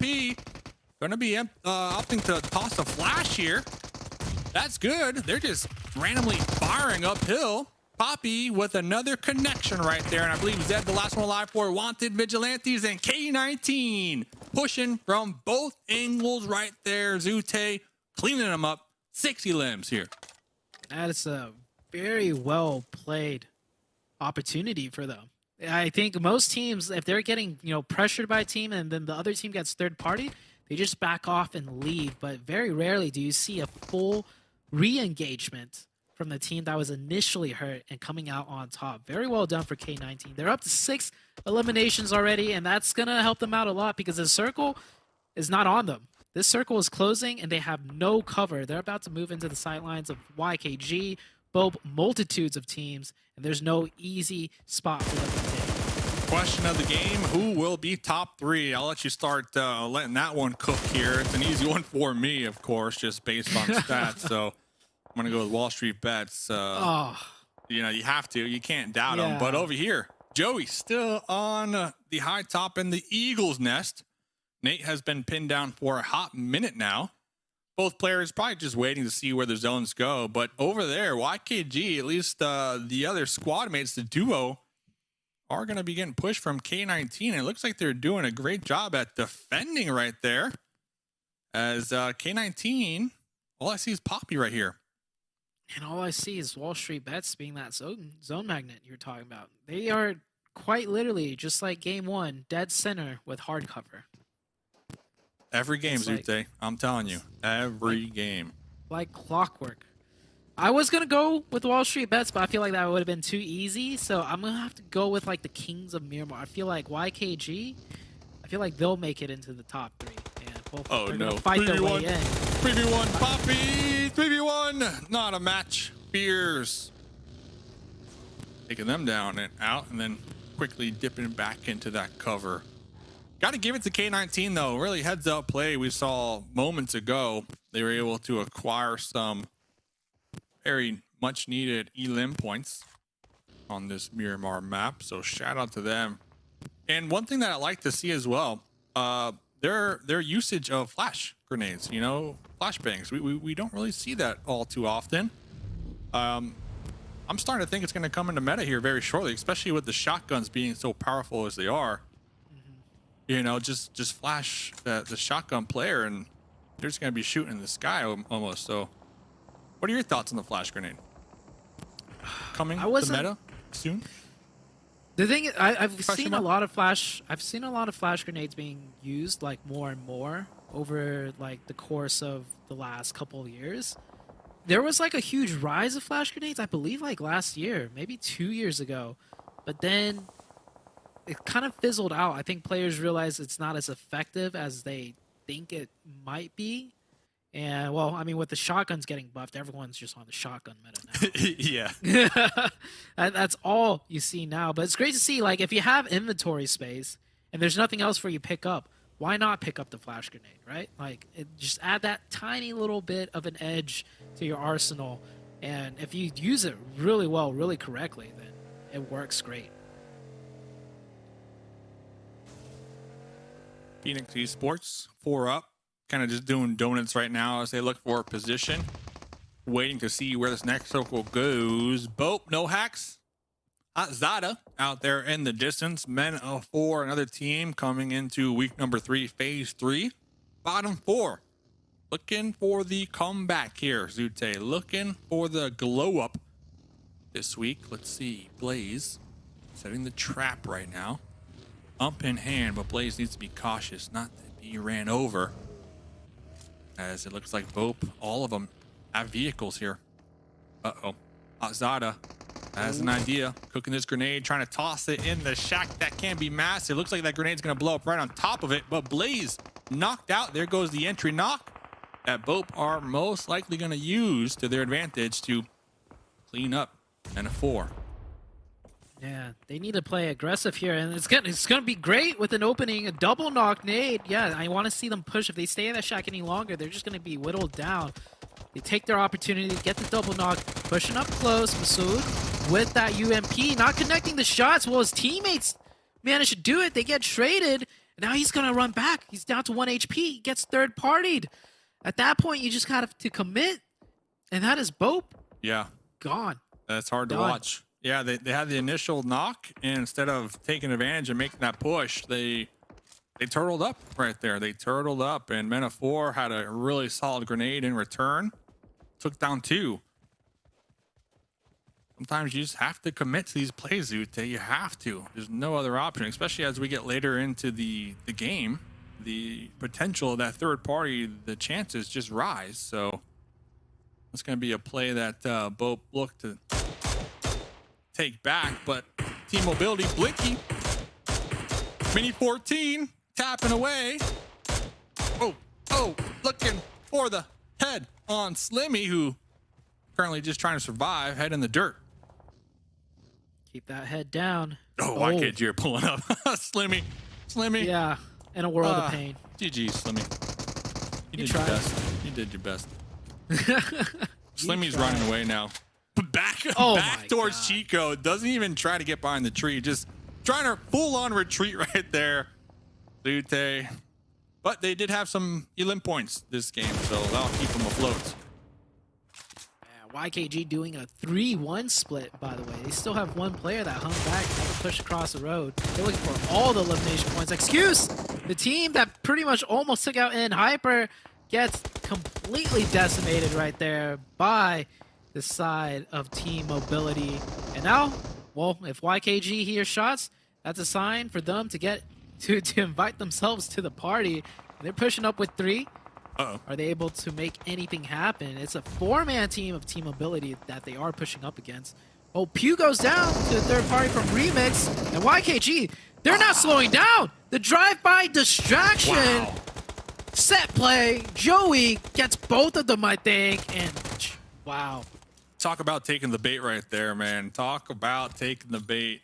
Almost all 3 of the teammates I noticed from Team Mobility started taking shots at Fears. Fears is going to be knocked down in the process, but due to MEZEXIS, regardless, YKG able to just decimate Team Mobility. And I do love how YKG, they're just steamrolling right now, man. They hear some shots, they hear a fight, they're just pushing it. You know, they're not playing for, you know, positioning. They're just playing for the elims right now. They're feeling good as Versa.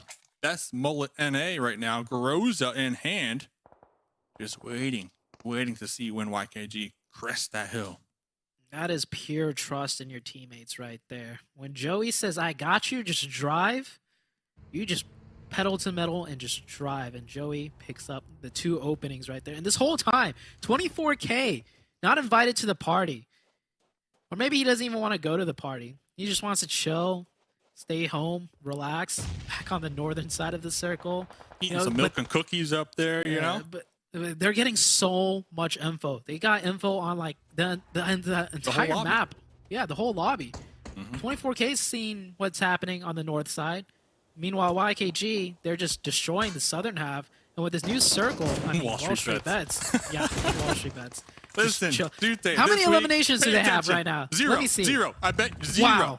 Doesn't matter though, man. Zero, because they play for the chicken. They don't want the chicken tenders. They want the whole chicken. So we'll see what they can accomplish from their hard covers. Now it looks like Fear and Joey might be knocking at the Wall Street Bets door here. We'll have to stay tuned with them because they're also going to be getting shot from MEZEXIS on the high ground, but MEZEXIS trying to keep Phoenix Esports at bay. Phoenix Esports and MEZEXIS, the next 2 teams that have to make a move. MEZEXIS, one of their players goes down, and it looks like they won't be going for a revive. And well, MEZEXIS, they decided to make the move straight into Wall Street Bets. And YKG, they see all of this happening. They hear all of this happening. And, oh, I think Chico just went down. Versa sneaking up on one of their players. Fortunately for Chico, he does get eliminated. But here's the fight between Wall Street Bets and MEZEXIS. Nate's flying back and forth. No knocks as of yet. But definitely a lot of pressure being put on both teams. That's Mullet NA, man. You can't doubt Versa. As we get involved with this fight now. Remix, tossing a grenade. We'll be landing right between the compounds, the buildings, the shacks right now as Wall Street Bets just preparing for the push from MEZEXIS. But theoretically, both teams can be neighbors for the time being as this is in the circle. YKG on the outskirts will be firing shots at Versa. Another player trying to occupy these buildings, trying to call it as home. Versa just beeping, reversing right there all the way up to the compound. But it's finally spotted, tagged, and bagged. There goes another point to MEZEXIS. MEZEXIS slamming in, keeping 4 up and picking up some more points. Really good job, well done. Phoenix, on the other hand, decides to not join the party. They're going to go to the northern side, and they get a little bit of the circle there. But yeah, problem is, everyone else also has a circle. This might be a stalemate with all eyes turned on the north to pick up free points before these 3 teams decide to continue their engagements. Unless Peralta. Kubi goes down to Peralta. I don't think that's enough of a knock, though, for MEZEXIS to go aggressive.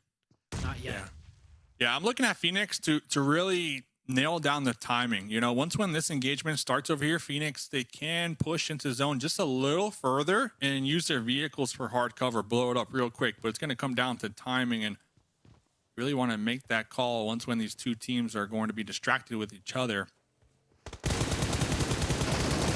Looks like they're opting to do it right now, right here, right now. Zute, vehicle explosion. Points going over to, looks like MEZEXIS are stealing it. Oh. Jiwoon says, hello, my points. Wall Street Bets should push this now. They need to push this, man. This is the second knock. It's such a tricky push, though. Like, the angles, like, you'd have to lay down some smokes, and there's always that third party of Joey and 24K, you know, in the midst. I feel like not pushing is fine. Getting a knock and trying to flush it with a nade, or getting a knock and just pressuring them more with, like, some movement is good, but I don't think a full-out push in this close of an urban environment it's too great of a choice. And, yeah, there goes Phoenix. They are eliminated. Now we're down to the last 3 teams, the top 3 teams. YKG, I mean, they made it in. YKG 11 elims too. Looks like Wall Street Bets able to get 3. MEZEXIS with 5 so far. Trick is going to be tossing some meds to their squad mates here. You can have it. Remix. 2 more grenades, 1 more molly to go here. Wall Street Bets, the utility looking like it's pretty low. Last time we checked in, I believe with D, we had 1 smoke. Ooh, that grenade hurt. 1 HP. As Trick is looking for that off angle, but Trick needs to be cautious of YKG holding down the dip out there. Most likely will be spotted as they attempt to make that play. YKG moving closer as this is the last zone, and the center of the zone is pretty much right next to WALLSTREETBETS. So YKG pushing way closer. MEZEXIS, they hear the commotion. They invite themselves a little bit closer as well. Cooking it, looking to toss it in, Zute. Oh! 24K taking down 2 just like that. 24K now making the breach with the UMP in the garage. He's going to opt to go for that follow-up nade. Try to clear a pathway for him right now. Looking for that ricochet off the pillar. Didn't connect there. He hears MEZEXIS moving a little bit closer, though. Let him cook, they say, as he's been cooking nades 24K with another one. for days. Nades for days, connections for days, but no confirmations. That's the problem.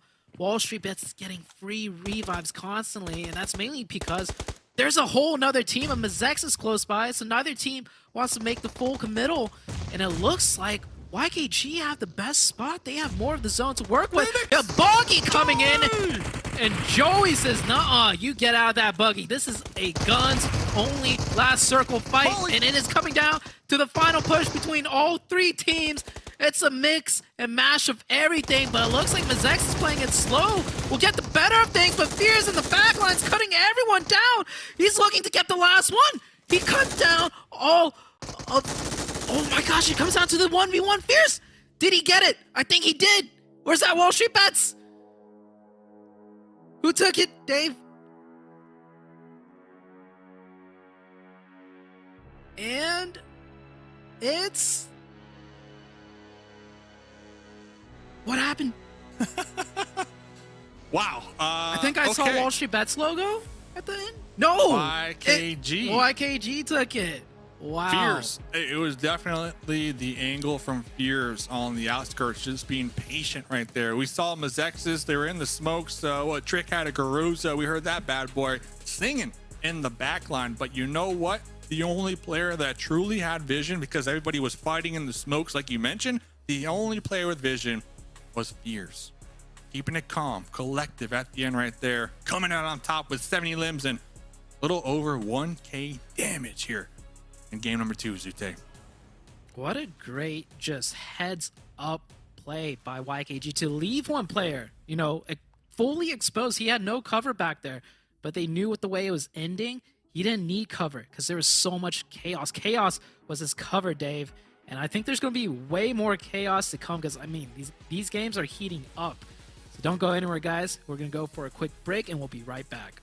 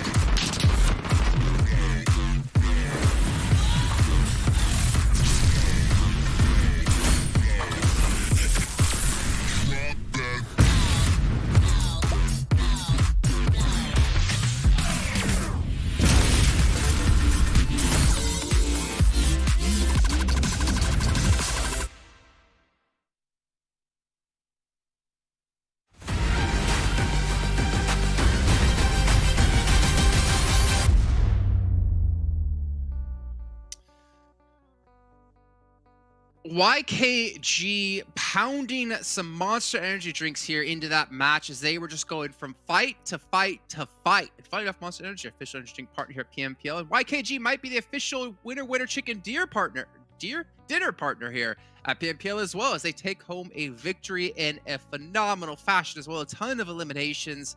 And Monica, that was pretty ridiculous, to be honest. They got away with a lot that match. I'm not gonna lie. And I don't know why, but YKG, whenever N Hyper doesn't do well in the match, or they're just not in the match because of the group rotations, somehow I more often than not, I see YKG in first place.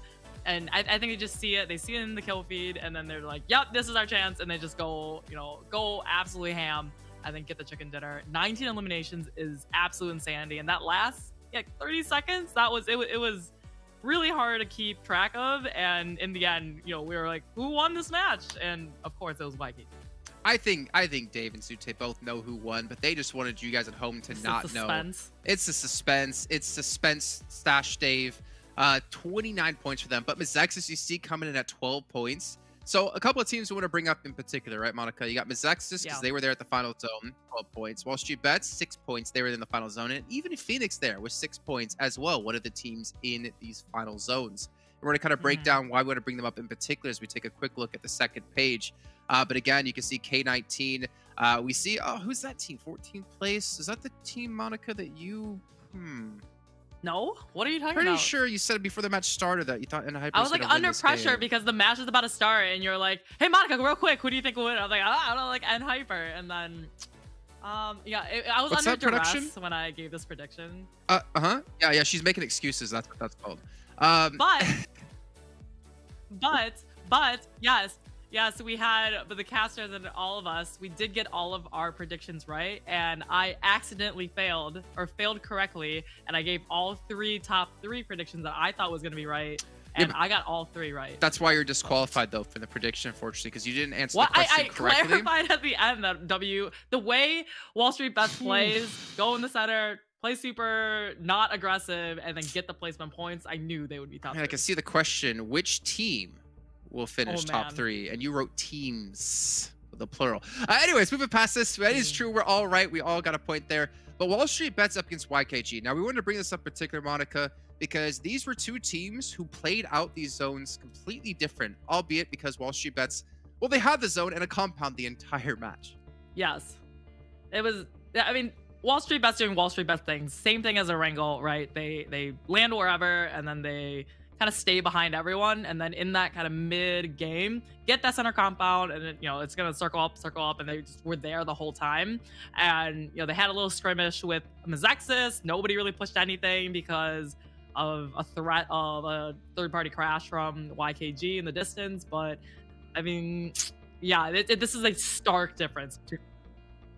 And then you had YKG, right? The position they had initially was Joey and 24K just sitting there on the high ground in heaven, just looking down on everyone.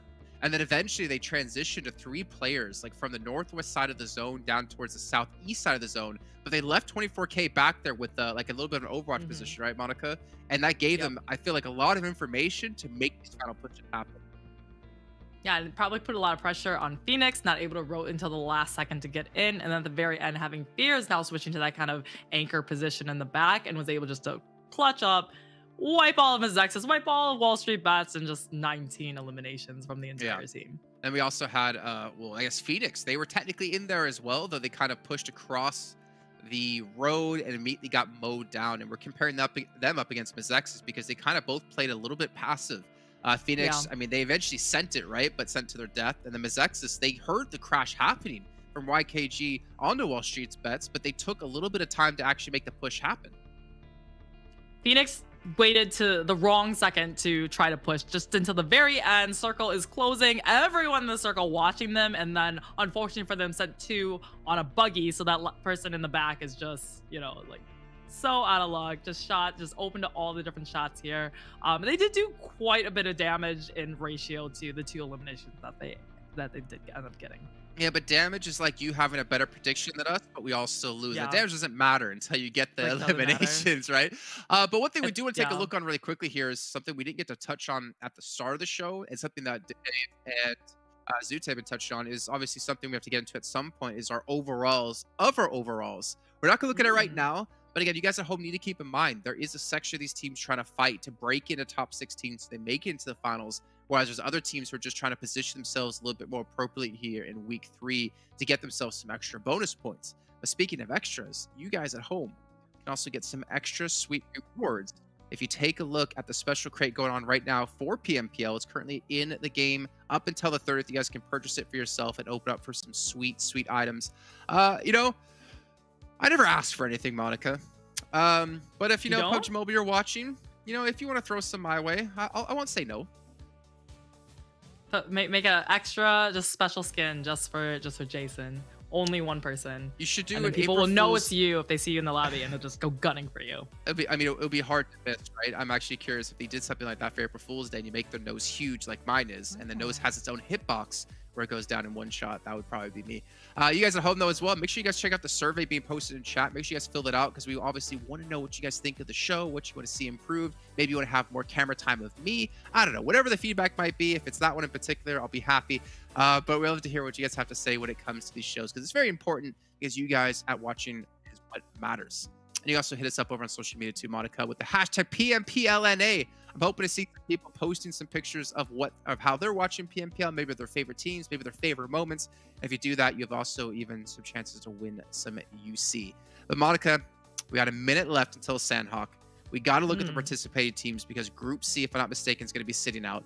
Sanhok is one of those battlegrounds where everyone I talk to is just like, you know, it's Sanhok. It's tough to play. It can be frustrating to play.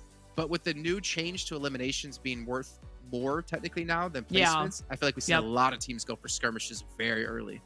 Yeah, Sanhok is one of those you drop, and it's such a small map, and well, now with the addition of Vikendi, but with such a small map, drop somewhere, and you don't know who's gonna be rolling up on you on the hill, and anybody could be there peppering shots at you.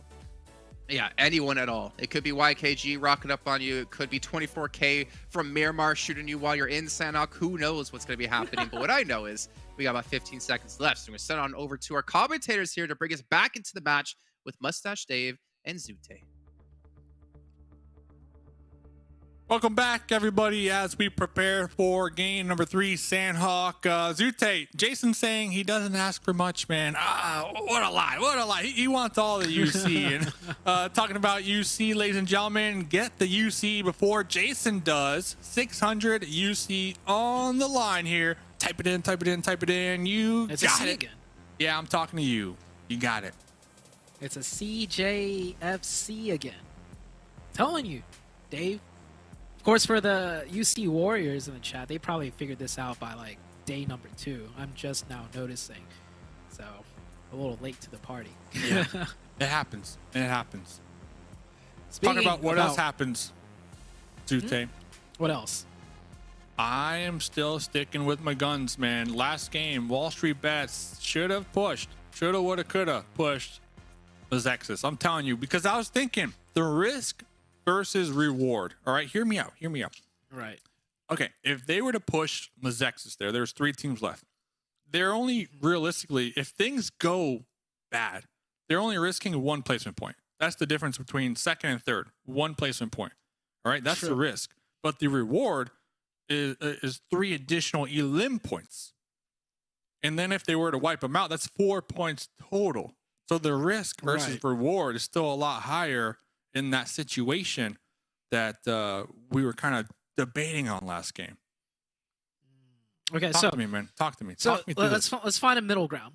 Find a middle ground. When I hear push, getting into the nuances of the game, right? Usually when I hear push, that means all 4 players or 3 players with 1 hanging back just run towards the enemy with guns. And just, pre-fire, yeah, exactly. Grenades. That, yeah. That's what I mean. That's what I mean by push. Okay. I don't think they should push. I think they should pressure even more, which is move up, get a bit closer, you know, throw some more nades, create some more like pressure, and maybe get another pick or get some more info by getting closer, see how they react. And then on a re-knock or a second knock where they're even more backed up into the corner and you have a better idea of like what angles to pre-fire, then you do the full push. More intel. Makes sense. I agree. Yeah. I agree So, with that. More intel. More there's intel. a- I agree. There's a fine line between push, Push. yeah, and pressure and then push, right? Dude, 'Cause if I was in when IGL, people that's say- all I would be saying, by the way. just push. Just push. It's like, push where? It's like over there. It's like, we got him. Oh, man. You got an that'd be ox, the push worst. him. But I mean, Throw a that's grenade. that's when you see, like, you know those plays where a team gets that one knock, right? Yeah. And you can visibly see and hear the push play. That's when all four just running towards them. No smokes thrown. No, moving closer for more pressure / info. Just all four moving towards them. And what happens? A re-knock happens because the other team's expecting the push because one of them got knocked, right? And you have like 3 different angles you're playing with because you still have 3 people up. Now it's a 3v3. You're caught with your pants down mid-push, pushing into the open with no smokes, and then everyone gets cut down. Kind of like this, Yeah. but Hands down. MEZEXIS was definitely not ready for that Yeah, push. that's 2 of pants them go down. Yeah, that is pants down. Puppeteer just rolling in right there. An easy 2 elims in the pocket. MEZEXIS, the last 2 remaining members, are going to be somewhat separated with 4 enemies of the Puppeteers smack right in between. And nice that's Fang knock. looking for that really wide off angle. Inactive is going to be recognizing that one, pulling back just a little bit on the boulder. We'll get back to that conversation here, Zute, because I think you nailed it on the head, that middle ground. And that's why I love kind of picking your brain here, because of all that pro player experience. Hold that thought, Dave. Puppeteers third are getting party. pieced up right now. Yeah, Phoenix. This is classic Puppeteer. Just once again, 3 games in a row, quick eliminations, but they're losing players and maybe not making it into the late game. But man, everyone is playing aggressive here, very early, very quickly on Sanhok. Got men of 4 with team mobility now. 2 men of 4 are knocked, but they're able, not able to get those 2 revives. Now men of 4 are just men of 1. It's Slimmy on the high ground. Slimmy's gone too. We saw Slimmy last game. Remember when things weren't going their way, Slimmy was just full on retreat mode. Except for last game, it was YKG right behind him, ready to take him out in the back line. Slimmy going to be lean peeking this tree, though. If you are going to be that insurance policy player looking for these placement points on Sanhok, yeah, you don't want to take these lean peeks, man. You want to just keep going. Just keep going. Find yourself a shack. Find yourself a bush. And just woosah, meditate. Be one with Sanhok. But going back to the Puppeteer storyline, this was something we saw last week, and the Seven Worlds Gaming was actually kind of joking around that the Puppeteers are just allergic to placement points. They would come in every single match, get 3 points, and then just boom, they're done, they're out, and it's always in the early game. This is definitely one of their strengths, being able to catch their opponents off guard, because they do take these aggressive pushes very early on, especially like in the open as well. But they do need to tighten up and try to survive, try to win the fight, heal up, find some cover, and then reset. That's always been their struggle here, as we do still see Dong, just calling for meds. Look at the armor. Done. Was able to get that drink from their teammate.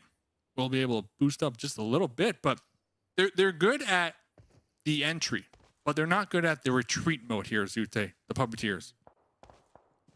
The way the Puppeteers play is like when you have a tournament to play, but you also have homework to do. That's what it reminds me of. Makes sense. Like, get the points, get eliminated, do your homework. Makes sense. And you know what? People might think we're joking, but this is the case for many of the players here in PMPL NA. Kind of just chatting with them. All these players have day jobs. Yeah, So all these players young. go to school. So they go to school or work during the day and play PUBG Mobile at night, trying to make their dreams come true here. And that's just the point of the competitive ecosystem. You got opens, you got PMPLs, and you go to regionals and worlds. So all these players out here trying to live the dream of being I live the dream. It's real. professional player. Yeah, and it's a grind, man. It's a grind. It is. So It's a I give it big to these grind. players. I was still in college at the time when I was playing comp. And I remember thinking, well, I'll just get a 9 to 5, some boring old job. And yeah, that's college. And then by the time I finished, flying the world, playing PUBG Mobile. And now I'm casting and I don't have a 9 to 5, which is great. So the dream is real.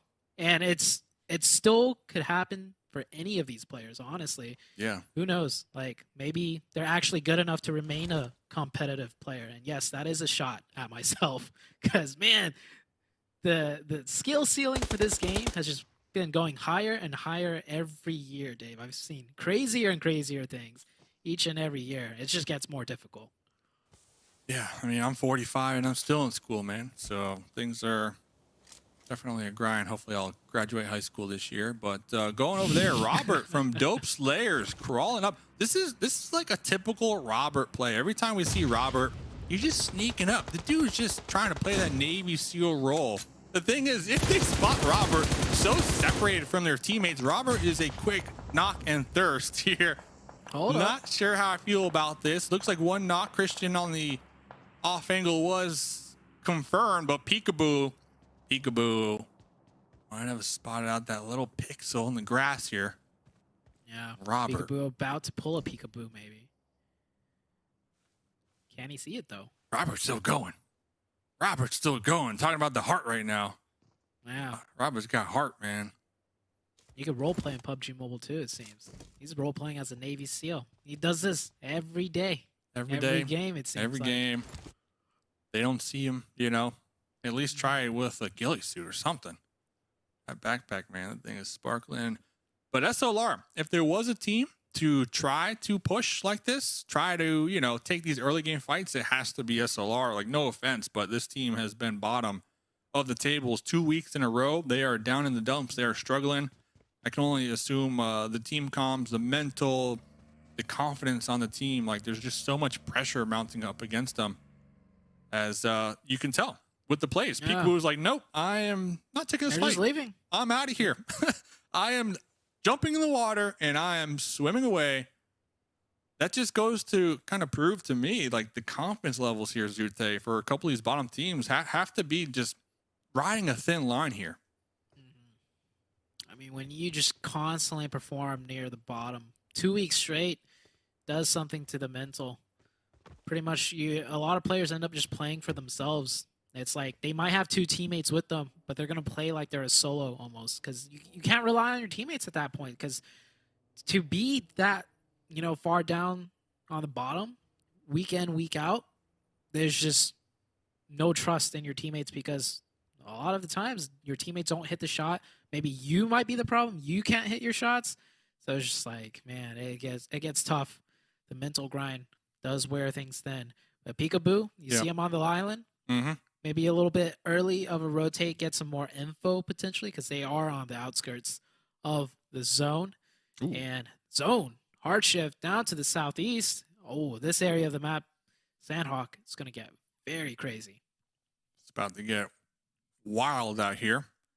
But just to kind of wrap up that point, definitely agree. You know, your team's constantly at the bottom. Eventually, you're going to kind of swap the mindset, switch gears from playing with the team to playing on that individual level. Because let's be real, kind of going back to our original conversation, a lot of these players are trying to become pros, you know, make this full time. Yeah. So at least if you pop off and you have really solid stats on an individual level, your chances of being picked up on another team are a lot higher. So it's always interesting to see kind of the shift in the mindsets and the play styles of a couple of these teams as tournaments progress. But getting back into this game, as the Zute Mustache Day podcast is about to conclude here, Execute need to make their approach now with this new circle. So they have a bridge or they can swim. Casper's already on the mainland.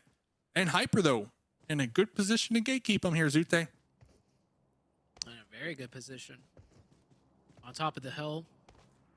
With this type of zone, it could work out really well for them. I mean, they already picked up 3 eliminations. And 3 of them probably onto the Puppeteers, who are no longer in this lobby. Angry Amateurs coming in is on the northern side of things, getting gate kept a little bit by the team of Dope. Yeah, Dope. Really close by. They have the better angles. They should be able to win this fight as long as none of them get knocked. Just as I say that, one player goes down, and Shaksa, he's got that DBS in hand. Shaksa, Angry Amateurs, one of these bottom teams that we're going to continue to talk about, as this is their week to try to climb up the overall leaderboards. Angry Amateurs, Skur telling me they're looking to ramp up that aggression tenfold here this week. We see them with the 2-2 split as they're trying to get the cover fire onto Dope Slayers. Bray is going to be down. Nesquik in the dirt, in the grass, in the bush right now. The problem is the blue zone now going to apply some pressure to their decision making. It's going to be chunking them down just a little bit. Nesquik, Vector in hand, listening on in, has the intel, spots the jumps, knows where the two players are. And there goes the first one with the confirm. But Skur able to catch him on that angle just in time. Execute. Eliminated. Just like that. I heard you mention their name like Yeah, they needed 3 to sentences ago. Yeah, and now they're swim. gone. Yeah, they needed to swim.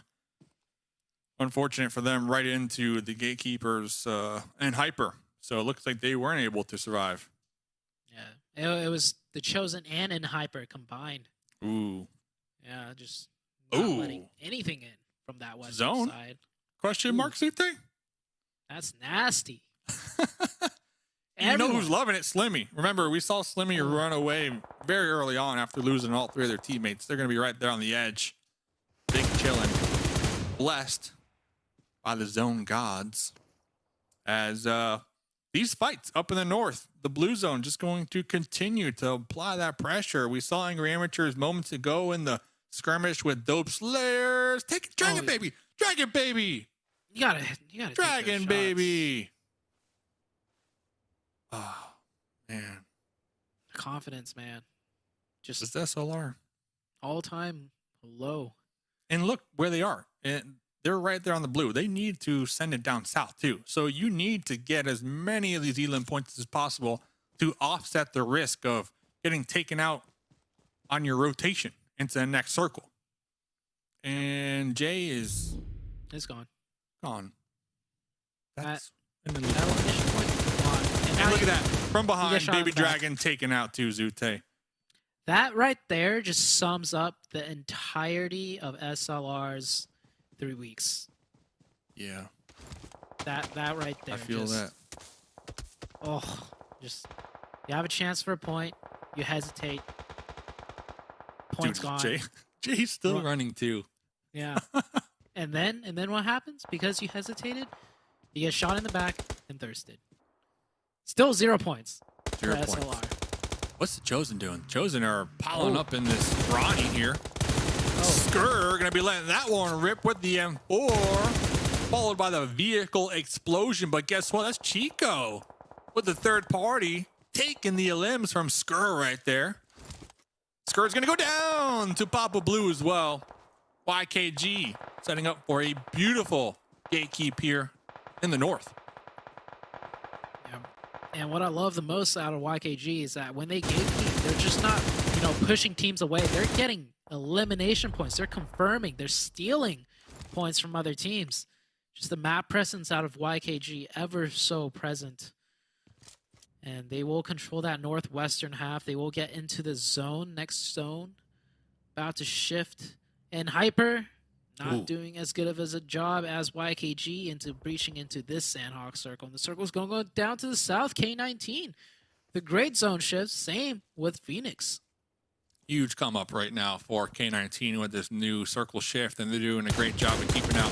And Hyper, GK first, popping on the Vespa. Trying to run away, not able to do so. So the question of the game, who will win the map of Sanhok? We got Zute with YKG. Easy I think Monica picked SLR earlier on. They're out. Probably. Jason picking BOPE. BOPE about to be blown to bits here. Diamonds. Trying to toss some grenades here. Diamond hands.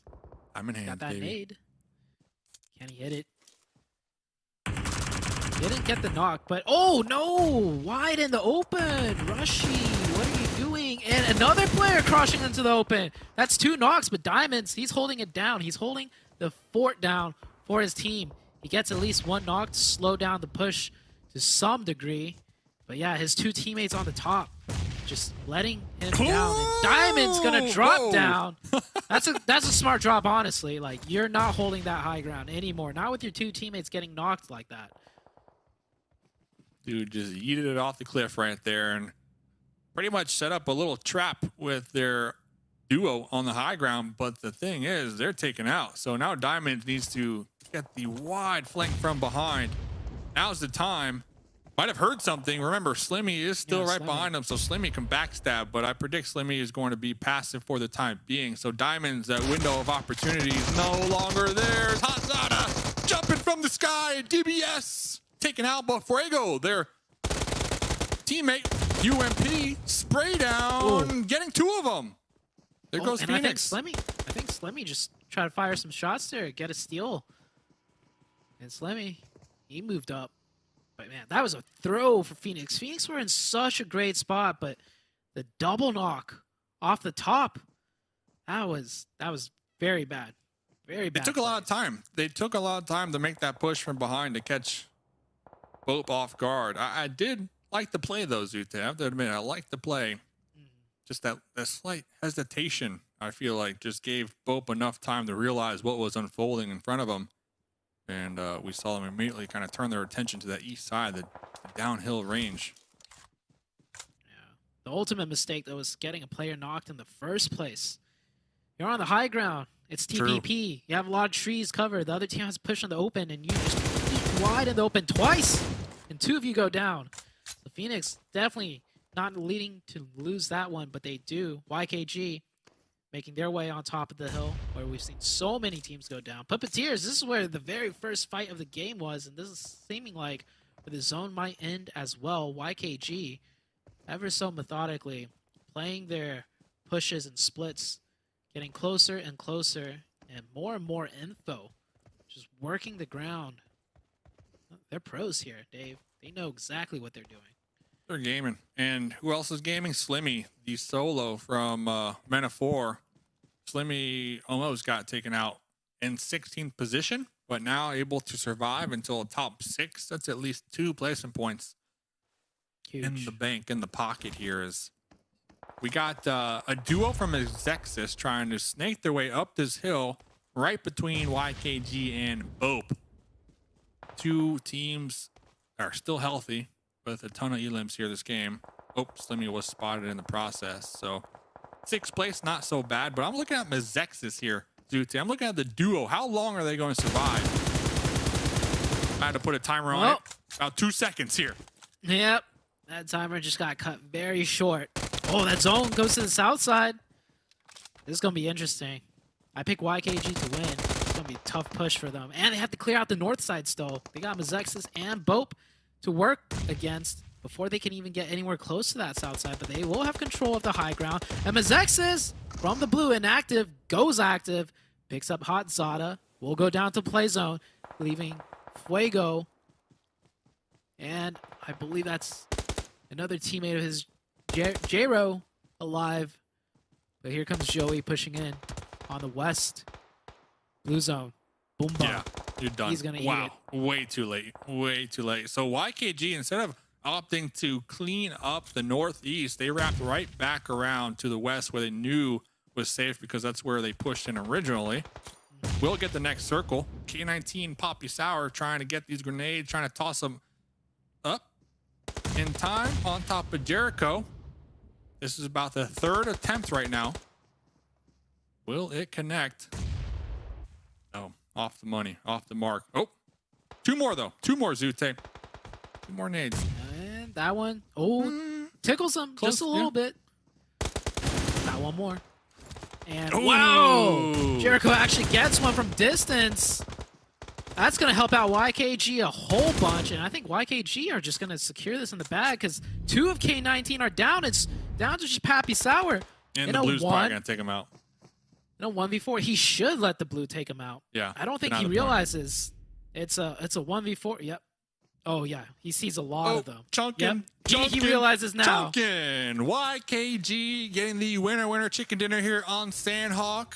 Couple elims, but they were able to just secure the north, secure the west, take out the sneaky snakes on Sanhok here, Zute, for a very clean and calculated winner chicken dinner here in this match. Back-to-back wins, I might add. So it's, man, YKG, man, when Zute's back, YKG, they're like, we gotta impress Zute. We gotta impress good old Papa Zute, the retired comp player himself. Show him how it's done. And that is exactly how it's done on Sanhok. So let me ask you then, how impressed are you with YKG's back-to-back chicken dinners? We gotta know. We gotta know.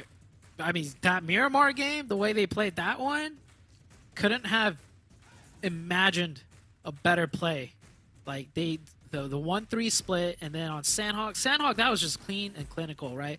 Pushing together as a squad, but with some spacing, a little small 2-2 push, you know, apply pressure, don't just full push, get some info, and they just ultimately dominated that. Because I don't even feel like any other team really put up a fight. Everyone else was just getting caught up in things.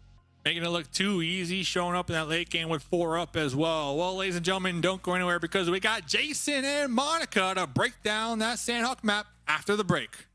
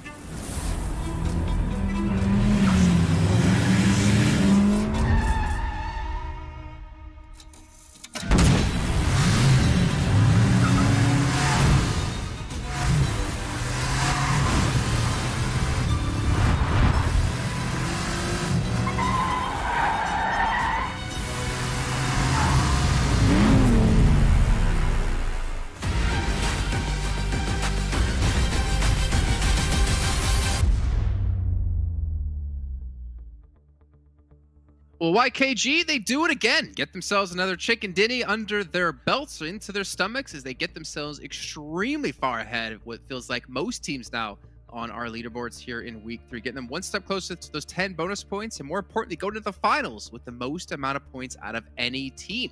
Jason Coppin here, joined by Monica. And, you know, Monica, you did say before, actually, technically when the match started, that it's really easy to pick the winner of a match of Sanhok, and yet your prediction of K19 did not win. So what's going on with that? I got second place, but at least I did better than you, and you picked Phoenix, and I think they went out in like 15th place. So at least I did better than you, but I was pretty close. Better than me, but you still didn't get ahead of me in points when predictions. And I did say I would have picked YKG, but I'm refusing. I'm being the only talent here to never pick them this entire event because I'm not a bandwagoner, okay?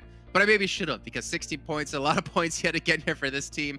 And even BOPE coming in pretty nicely with 13 themselves. I feel like it's been a long time since we've been able to talk about BOPE, or even K19, to be fair. Yeah, YKG, Sanhok is their best map. Like, when you look at how they perform on Sanhok, their average points on Sanhok before today was 12.75 points. So with getting 16 points, that's obviously going to increase, and it's just Sanhok. I think it's just they land across the road by boot camp. They stayed center, and then when the circle went down to the, I think it was like southeast-ish from them, they, like a lesser teammate just bombed it in the center, got caught off rotation, real nervous, but they just played it on the edges. We were a little bit, concerned because they were on the edges. They had to fight through a lot of teams to get back in, but they stayed on that high upper ground, and then K19 was just kind of stuck down in the compound that they just sat in forever, and then, wasn't able to play aggressive enough to beat out YKG. I'll speak about other teams not playing aggressive. Super Lazy Reflex, we heard Zute and Dave talking about missing their chances for a couple points here and there by just delaying any sort of push or not capitalizing off the situation. And again, that puts them even farther behind all these teams. If they want to break through in top 16, you know what? They've got to do something drastic because they are running out of time to do so. But luckily for them, the gap isn't that massive. It's around 30-ish points going into today. And that's still doable. One victory, get yourself within arm's reach. The two teams we have to talk about here, of course, YKG, the winners, and Monica's pick of K19 here in second place. To take a look at their stats here in this last match, and pretty close to be fair, but I believe, Monica, a lot of this was necessarily due to K19 being down to only 3 players as we head into that 5th stage, whereas YKG had 4. Yeah, they had the compound on the south side, and they had kind of the thin side of the circle. So I was like, if they just have that for a while, and maybe all the other teams on the edges will just kind of fight it out. So they still were able to get 5 eliminations there, and actually more damage than YKG of, going through all those teams on the top side. But yeah, they could have been a little bit more proactive at the very end. They kind of pulled a MEZEXIS from the last match where they just kind of sat there, just didn't really use the opportunities that were given to them. What kind of hate you have for MEZEXIS here? Pulling a MEZEXIS, is that going to be a thing we're running with here? Is that an running thing? It might as well happen. But what about YKG a little bit further on? Let's take a look at their stats across today, because they've had 2 victories and they've been putting up some big numbers. No one on that team is underperforming whatsoever.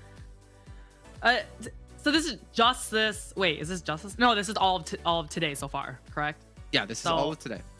All of today. We have Fears, obviously big clutch up from Miramar, and then yeah, everyone performed on Sanhok here. Just everyone doing their part.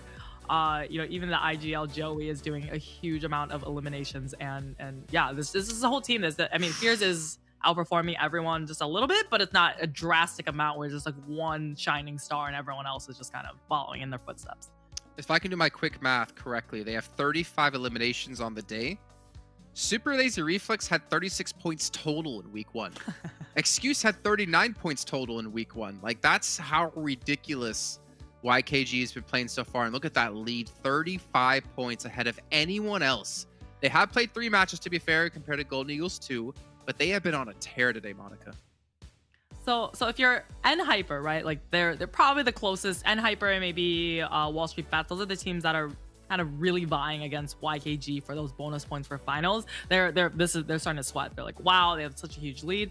If you're kind of one of the bottom teams that are still even struggling to get into finals, this is exactly what you want to happen. You want one team kind of soaking up all the points at the top, because when we end up going into the second half on the leaderboards, they're going to be pretty close, right? And then they just need to have that one outstanding match, and they're going to be able to jump pretty high in the leaders. Yeah, extremely close, but we got to keep in mind, though, I believe it's top 8 that actually get any points for bonus points, right? So it's all about that, but we do have a tie at 8th and 9th at 13. It's completely feasible for any of these teams to get some bonus points coded into it.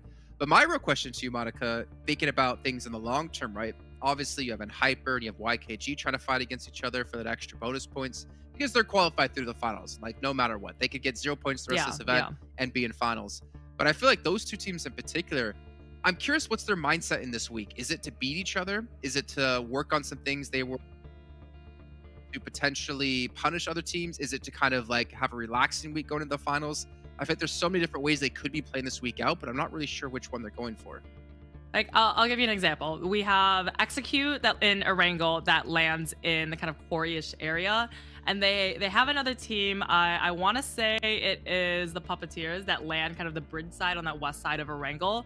If I was Execute, I'm pretty secure in the finals. I'd be going after these teams that land near me and maybe, diminishing my ability to rotate quickly in those maps. Try to play the long game of hey, if we can prevent this team from making it into finals, that'll just be one barrier that we can eliminate and do really well in finals then. So I think that's kind of the mentality of getting good bonus points and then also setting yourselves up really well into finals.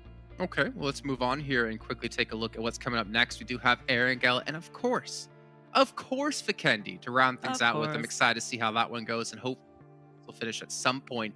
But, of course, Group B is going to be sitting out, so no YKG. They're going to have to chill for a little bit until they get back in. So maybe Hyper can come out with a victory here as they're going to be sitting out that last match of the day.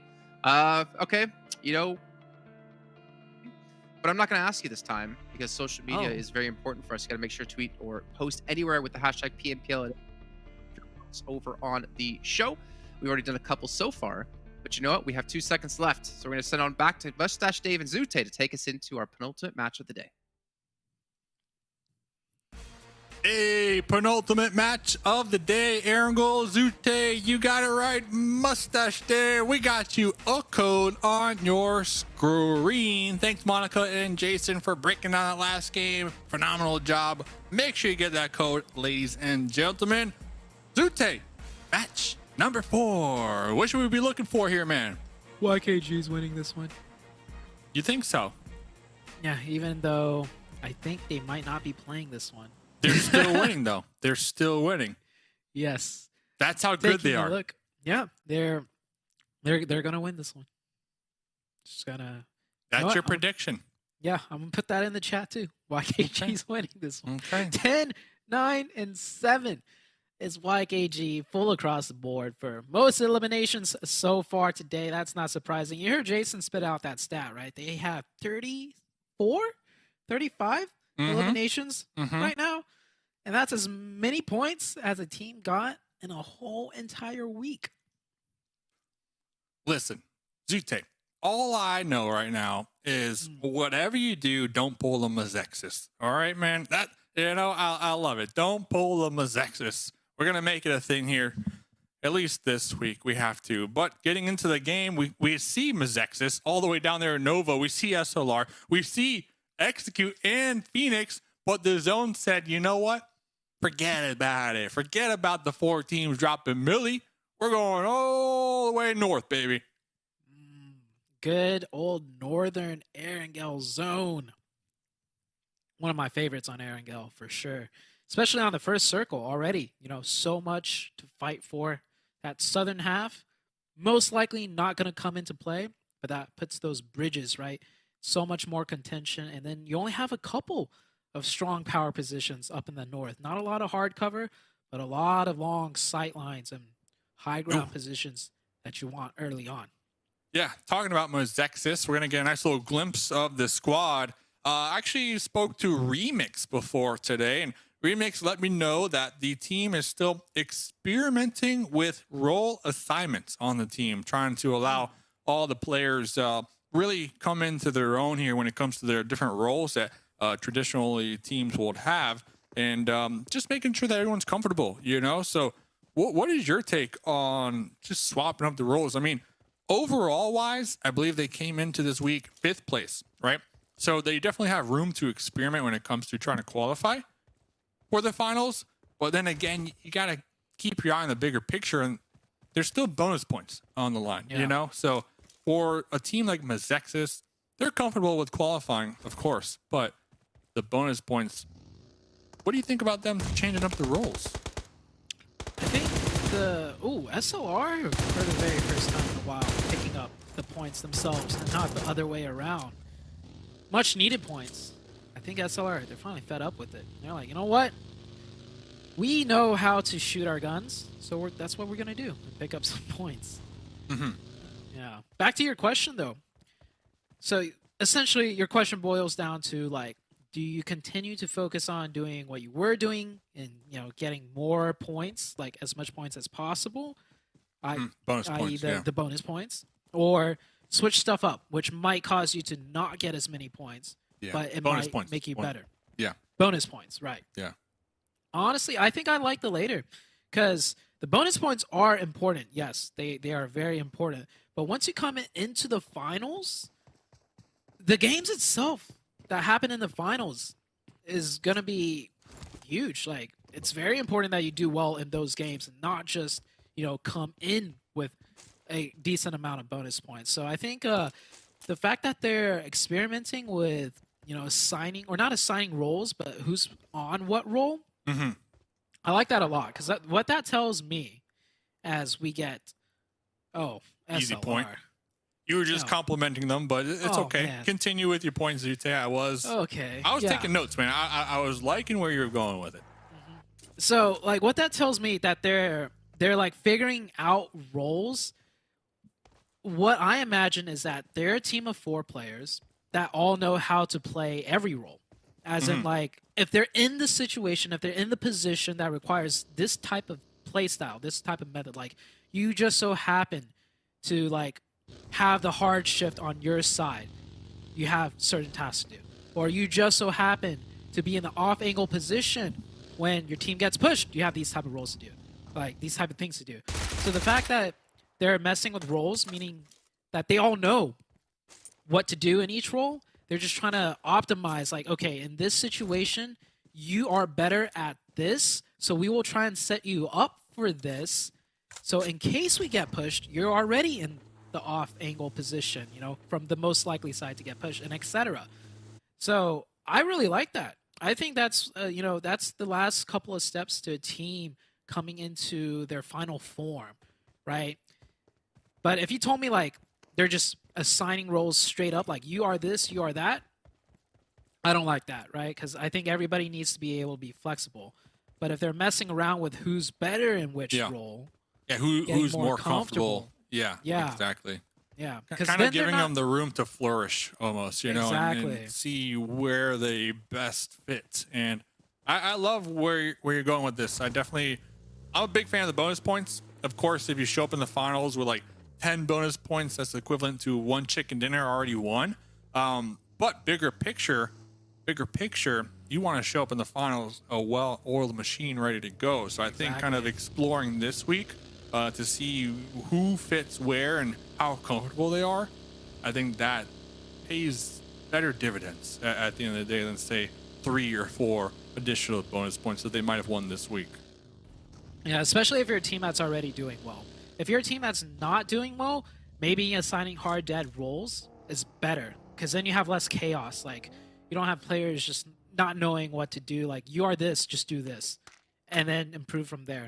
But when you're a team that's already really good, then you start like kind of flexing the roles a little bit, but with a light assignment of, okay, we will try and have you do this more often or have you in this position more often. I mean, you see it out of the top teams like Nova, right? And over in China's side, you sometimes see Paraboy be the entry. You see him pushing and Order hanging back and covering. But that's because they all know how to do whatever role just so happens that is most optimal for them at the time. Like positional wise, if Order's in a great spot to cover, then he'll stay and cover. Paraboy's forced to push, right? So that's how it goes. Yeah, I think that's better too for everybody to kind of have a better understanding on the different roles. So say if you never had the experience of being the entry-level fragger and your entry-level fragger gets taken out or does a mistake, you can kind of have a better understanding of what might have went wrong, compared to just not knowing from experience and being like, what'd you do? Why are you doing that? With that experience, you kind of have a better understanding on the areas in which things can go wrong. So I love this topic. It's a pretty cool topic because it's wider, it's bigger picture, topic compared to just game per game. So MEZEXIS, that was a team that we're chatting about, implementing the new role assignments. Talking about a team that maybe should have done this a week ago. SLR, man. I'm going to talk about SLR a couple more times just because there's only so many games this week that they can't get that 0-point game because eventually they're just not going to be in the discussion anymore. Right now, I think they have 1 point out of 3 games, and the overall leaderboard, I think we saw it. They're about 47 points behind that 16th position, and that 16th position is what they're hunting down here. So not a good look, man. They got 3 limbs, but they're down 2, and they're all the way down there on military base. The only team left down there deep in the blue, Zute. So SLR, man, if there was ever a time to really just try to show up, try to get limbs early game or just perform better, honestly, now's the time to let it shine, man. Let it shine. Easier said than done, of course. And Of course, but with nothing to lose, though. Honestly, they have nothing to lose at this point. 47 points behind. It doesn't get any worse than this. So I feel like that almost alleviates that pressure. So if they can just come into every match and just play their game, you know, their play style, what they're comfortable with, I think they'll perform a little better. the thing is, like, I don't even know what their play style is. Other than, like, going out early. And, with the Panthers rolling up on excuse. Oh, Quan with the pre-fire right there, and their squad mate with the run over, Chronix. Making sure to confirm that one onto excuse. Oh my gosh. I believe there's You know still what that- one player of excuse alive. You know what that just reminded me of? What? The guy, he's just like opening the door up, like, hey, what's going on out here? And a What's grenade going blows- on out here? A grenade blows up. The car gets like flown 30 meters, and yeah, he just popped the door open and got eliminated. Yeah, As not TC the way and you want to wake up. K19 getting K19, these The grenades are just on the money right now, and they're going to take advantage of this. Legend is going to be getting picked up from the back line. Gaji, Oh, you swing double that. shotgun, going to be pulling back. Poppy spotting Gaji, though, trying to get the pre-fire past the wall, swap into the M4, scraping back and forth. Gaji running right into those M4 bullets. That's the Chosen. Done. And this all started with two really good grenades from K19 to open up this fight. Oh man, I feel like Gaji made a huge mistake there. He had a huge missed opportunity. The way the player was jumping in the open with a nade in hand, I don't think he knew Gaji was back there. And Gaji was close enough to the edge of the wall where he could do a quick swing, catch the player by surprise. But Gaji moved the other way, gave off sound cues, and then it prepped the other player for a better chance at that 1v1. So With the sure. dope barrel shotgun too. God, you had that Yeah. thing ready to go, ready to rip. So Maybe it's something in the comms where it's like, don't engage, like back up a little bit. We need more time. Get the revive. I don't know, but I feel like Gaji should have trusted his gut instincts, which was to just swing that player. WALLSTREETBETS Jiwoon with the nade in hand, trying to cook something up. He's in a bad spot though. Uh-oh. Oh yeah. uh-oh. Oh, that is way too far wide. Nading the car. What did the car ever do to you? Jiwoon. He's right behind the tree. That's my car. Dude, where's my car? Peralta going for that second grenade. Looks like it's still going to be blowing up just above their head. Will be tickling Jiwoon, as Jiwoon is going to be dipping through the first story of the compound. It looks like WALLSTREETBETS trying to pull back to their duo in the back lines. Little 2-2 split. They are going to be across the road. MEZEXIS and a couple points slipped through their fingers here. They want that rematch from that Miramar game. The two teams were top three, sharing a compound for a hot minute. It looks like the duo able to escape for the time being and probably get a crate. Yeah, their teammates going to be getting a care package out there in the distance. They also have a very crucial spot in the zone. The new circle did shift. They're on the edge of it, but they have the one and only entryway from the southeast into the rest of the zone. So they're going to fall back and double down on that bridge. MEZEXIS will more than likely have to push WALLSTREETBETS once again. So they're going to bring it into home court advantage for the side of WALLSTREETBETS.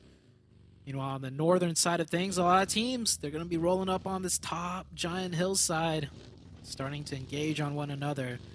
Not everyone could stay on this hill.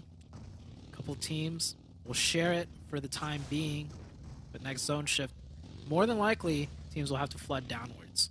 Love how Nate is making sure to park this buggy in the garage, keep those tires good, active, usable.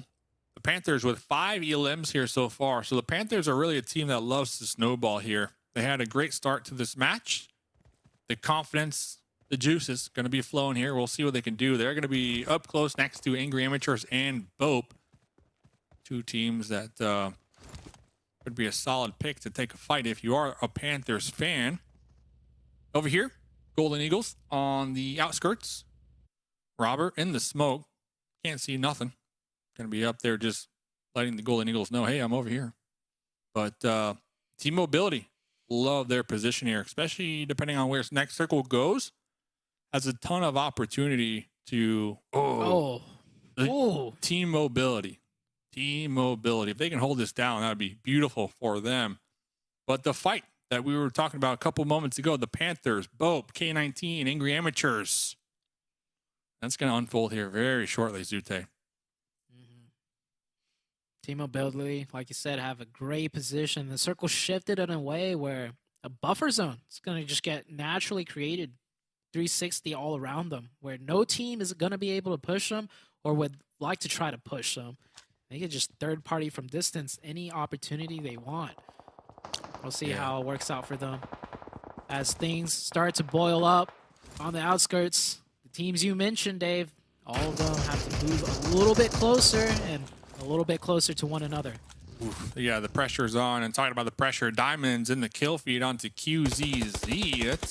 That's an interesting one. But BOPE, they're going to be pulling back towards K19 as these teams are looking to rotate down south after receiving some shots from the Panthers and Dope Slayer. So there's definitely going to be some clashes here very shortly as teams try to break their way into the zone. WALLSTREETBETS, hugging the zone. They were able to survive and make their way across the water for the time being. Holding down a 2-2 split this late in the game, though, Zute. Very questionable. We'll see, though. They're going to be tested. Two of the players from WALLSTREETBETS in the trenches right now, catching K19 off guard. That's a good initial defense. Now they got to readjust, finish out the other two players, because this is the strong position here. 2-2 split initially was really good, and you could see how well it paid out for them. The supporting lines were there. The nades are there. Exotic. Micro is so low. He's got mollies. Goes for the revive. Where is his teammates? I guess his teammates don't have cars, so they're forced to just slowly run or swim over. Exotic doing so much work, buying so much time for his teammates to get here to reinforce. 2v1. Yeah, there should be. That molly's over the mark. Another one, just missing it. The spread's going to be there, but it's not going to go down there. Oh, they need to clean it up, though. They need to clean it up because from behind. Yeah. What? They knew they didn't get the flushes. Now WALLSTREETBETS are down 2. Angry Amateurs across the way. Third party in this engagement, Zute. Yeah, they needed to be faster with that.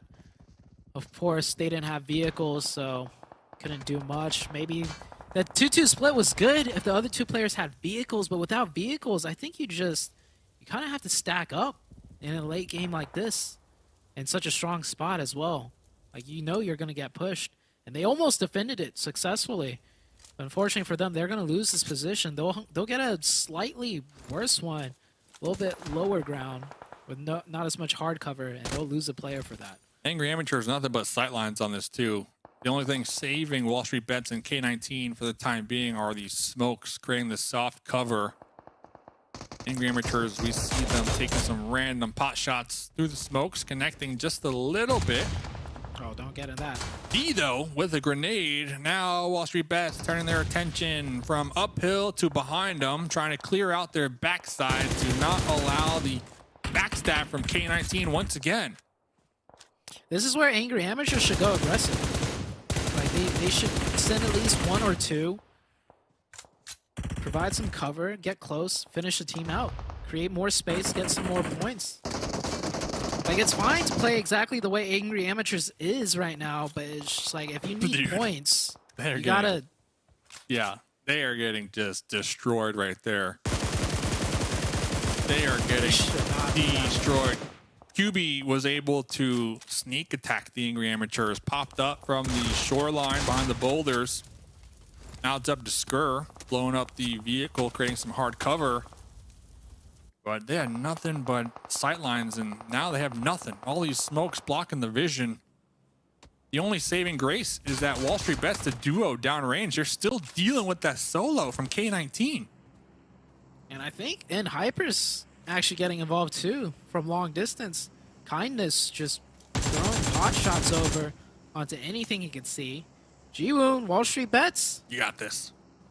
Pushing it. He's going fishing. Uh-oh. Oh, Can he whoa, catch whoa, it? whoa, whoa, whoa, whoa. What?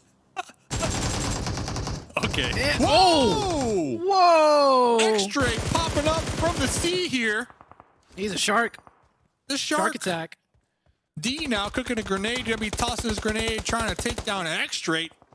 But D backstabbed. No way from K19. The solo that they never flushed out. They never took out right there, Zute.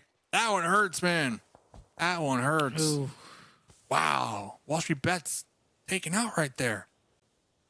It was a very good, nice try, but fortunately, Nice there's try. too much going on. Too much X-Straight going from on. the water, though. I mean, come on. X-Straight from the water. Shark snake. Shark snake. There you go. New breed. Laser-eyed shark snake. Yeah, you gotta watch out for the shark snakes. Nightcroc's hanging on in there, not for much longer. I think Blue Zone's gonna push him out into the open. Angry Amateurs, They're just they're still vibing. in an okay. they're in an okay spot, but they're smoking themselves. Like they're creating soft cover, sure, but they're not really able to see what's going on. That whole downhill, they don't see anything down there. Oh, kindness. Yep, finds it. Good job for N Hyper. Maximizing the points that they can. Team ability. They've been chilling. Chilling. Huge chilling. Huge chilling. Team mobility, 2 elim points though. Let's see Not what bad. MEZEXIS will do on the shorelines. Will MEZEXIS try to take him out? Ooh, remix from across the way with the DP. GK first. Connected him. Chunked him down pretty low. Blue Zone is also going to be approaching. Trying to pop the tires, trying to blow up the buggy, get that splash damage Oh. going. Was able to do so, just not in time. Here comes the Panthers, The though. Panthers. We talked about this team. They love just snowball, and they are feeling it with their early game elims. And you can see in their play style, man, pulling up. They got a knock in the air, just full-blown sending it right now. That's what you love to see from the Panthers, the good old-fashioned Panthers classic gameplay right there. Bray across the way in the smokes, getting the heal off, but not for long because Chronix is just pulling up with the drive-by and support from Quan. Oh, man. This is the Panthers. This is what everybody expected from them. We didn't see it last week. Exactly. New week, new opportunities, Zute, to go back to the roots here. And 10 elims. 10 elims. New week, new cats. Panthers this time around, they got claws. And they're ready to swipe at everyone. The Panthers, they're the definition of a team of like, when they hit. But otherwise, Yeah. they just kind of fizzle out, and you can't expect much from them. But this game, man, I see all three of you guys predicted the Panthers to win this one, and I mean I see why. They great position, they fought their way in, eliminated everyone, not losing a single player. But just as my God, This is a derby out here, man. oh man. Supra is trying to toss some smokes. Supra's position compromised. The pop out from Quan, taking down Supra. Angry Amateurs, the snakes in the grass. No challenge to the horsepower right now that the Panthers are able to showcase. Now, the one fear that I have, you were talking about players who can hit their shots. N Hyper, they can hit them shots. So I feel like N Hyper, if X-Straight can Navy seal it once again, take out Rin or Kindness, I think that will allow this game to kind of favor the Panthers up here on the high ground when we're talking winner wear chicken dinner. I hope it goes to low ground. Not because my pick gets a better chance, because I want to see N Hyper, or not N Hyper. I want to see the Panthers drive down there in their vehicles, run some more people over. Don't give the Panthers a circle on the high ground, please. It'll be too easy for them. Meanwhile, Team Mobility, any thoughts on this one? They've been, like you said, They're big still chilling. chilling. Big They're still chilling. chilling. At least they have 4 limbs to go with it, though. At least That's good. Blinky with 3. Yeah, now they're starting to poke their heads out just a little bit. They have the intel on GK first. Oh, that's your teammate. Don't shoot his car. Gotta be a little bit careful, though. because they are exposing themselves to the sightlines of the Panthers and in Hyper. And they're on the edge. If they lose all their vehicles now, it's going to be hard for them to push in if it's hard shifts to the eastern side. Absolute lasers out here. I'm looking at X-Straight, the laser snake shark. Like, what are we doing? I think Rin has an idea as we see Rin's little triangle looking in that direction, trying to clear out their backside. Yeah. Rin is somewhat suspicious. This circle is perfect.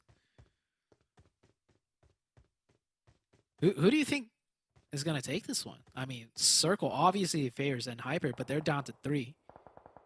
Yeah. And they got a snake shark to watch out for. Yeah. Here's Snake shark. X-Straight. Oh, yeah. Rin hears the water. Here's everything.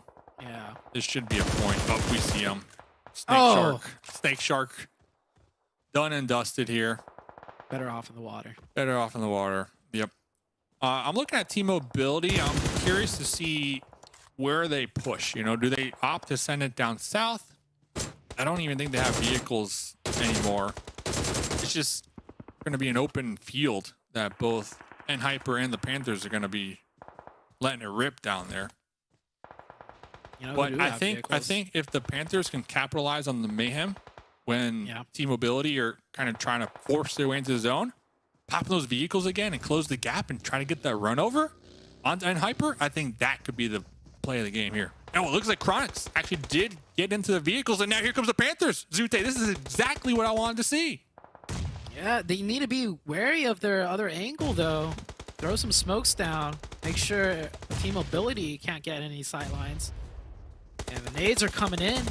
They're not pushing with vehicles. They pushed enough to get close for the nades. No connections yet. Kindness. That could be a huge one. Flies a little bit too far.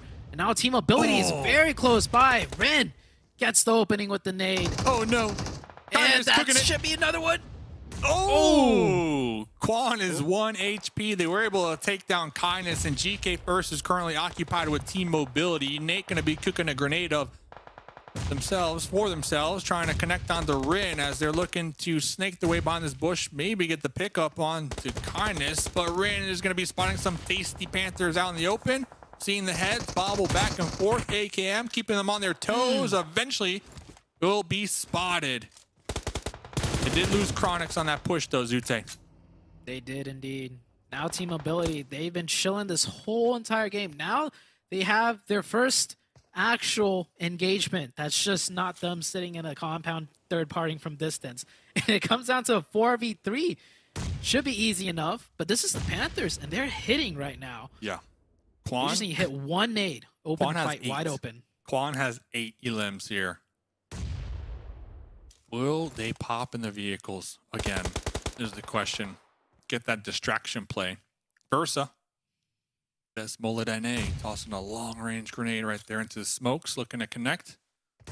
Has four grenades to work with right now, Zute. Yeah, he's got 3 more. Needs to be careful though. If he backs up too far behind the rock, Zuko knows. Just saw the grenade from the boulder. If that smoke path is from Zuko himself. Yep. So smart. Yep. Such a good play. Oh, Zuko has a grenade themselves. Oh no! Oh, he's backing up. No, you have to open this up for your team. You know they're behind this boulder. Looking for the shots though. Going for that pre-fire through the smokes. A little bit too eager. I want to see the grenade. Oh, the blow up! What? Oh my goodness. That turns the tides here. 3v3. Nate recognizing the situation, trying to pull up behind this care package for cover. Molly will be spreading towards Pew. The crate actually not looted. Level 3 gear going towards Nate. Quan with the off angle. Here comes Zuko trying to catch Blinky off guard. Quan with the UMP. Go for the pre-fire onto Trey. Zuko is down. Quan though still over here trying to put in work. Swapping to the M4. Connected onto Trey. Now it's just Blinky in the back line. Blinky is going to be popping that heel. Is going to be feeling good. Has 3 grenades to work with. Has 1 molly to work with. Oh! The tree saving Nate right there. Nate looking to square up. Nate, no ammo. Was able to pop out with the M4 though. 30 bullets in the mag. That was about it. That's all they had to hit them shots, Zute, to get the winner chicken dinner. The Panthers coming out on top with a massive game. not only when we're talking chicken, but elims. That they had what? Limbs How many? with A lot. style points? Style With points. Style points. Man. 19. 3,609. Where has this Panthers been? Not using vehicles. Sleeping. That's where they've been. You know, all we needed this whole time from the Panthers, buggies. That's it. Buggies. Quan with 1,600 damage alone, 10 eliminations. Oh, man. This is the Panthers that I've not seen in a very long time. I think this is the Panthers' best game, though. For sure. This is 19 their elims best game. and the chicken. All 3 weeks. I think this is not the best game. And what was the other record? Somebody had a higher record than 19 eliminations. That's I might almost be wrong, though. That's almost 3 chickens pretty much in one game. Almost. Just almost. So ladies and gentlemen, don't go anywhere. Looking forward to seeing how Monica and Jason break down that insane game from the Panthers.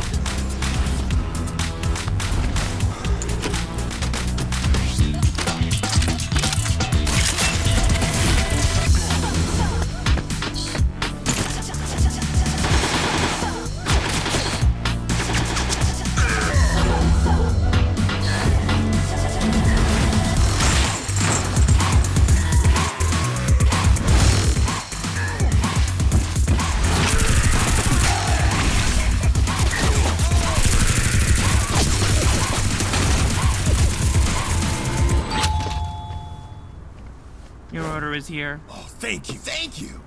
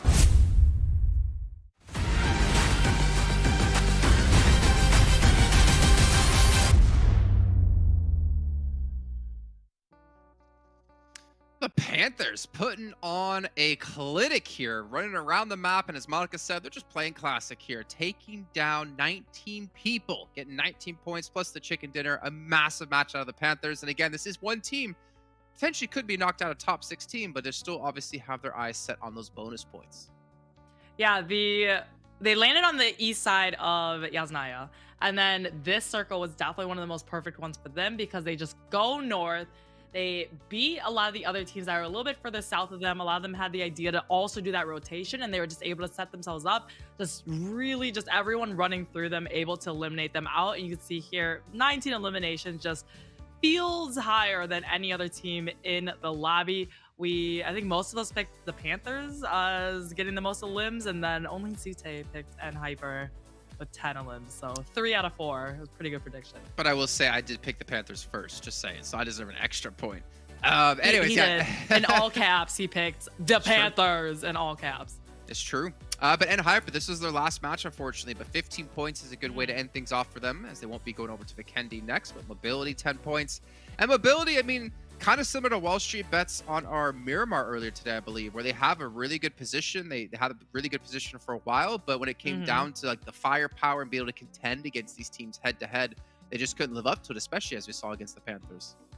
I mean, to keep my thing going, they pulled a little mini MEZEXIS because we literally had the Panthers fighting against NHyper by the waterway, and then Team Mobility had all 4, and they just kind of stayed in the compound, and they allowed 1 GK first from NHyper just to hold them all back, and they didn't just aggressively push onto this. They just stayed in the compound, let them have their fight, and then came in super late downhill from the Panthers and ended up losing. I mean, sometimes all it takes is that 1 GK first, to be fair. Looking down the rest of the results, though, the Chosen seeming to be having a little bit of a rough day at the moment, unfortunately for them. 0 points here, as you can see. I believe they still have 1 match to go. Excuse me. And even Super Lazy Reflex, to be fair, 4 points.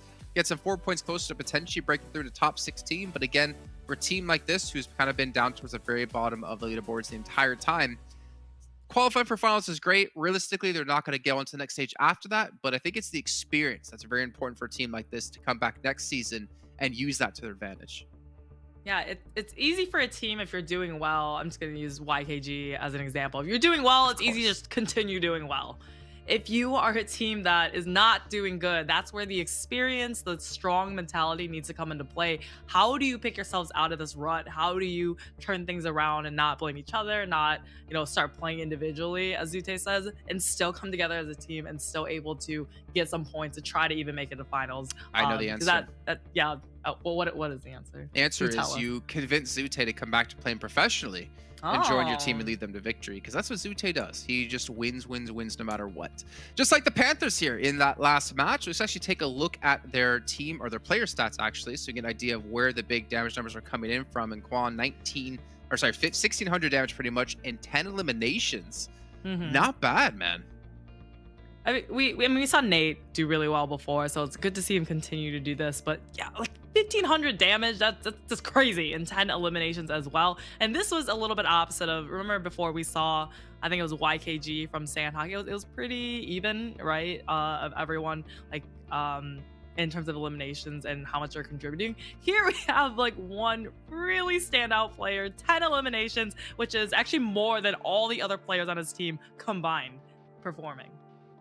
Yeah, I wouldn't. Well, one player stands out like that. I mean, it's nice you have that star power potential, right? Because in week 1, it was all really about Nate for the most part, who was that star player. But to see other people step up like that, I think that's a sign of what can be a truly great team, when you don't have just that one person you depend on every single time. It's not just Paraboy, you have to go off, you have to do well for us.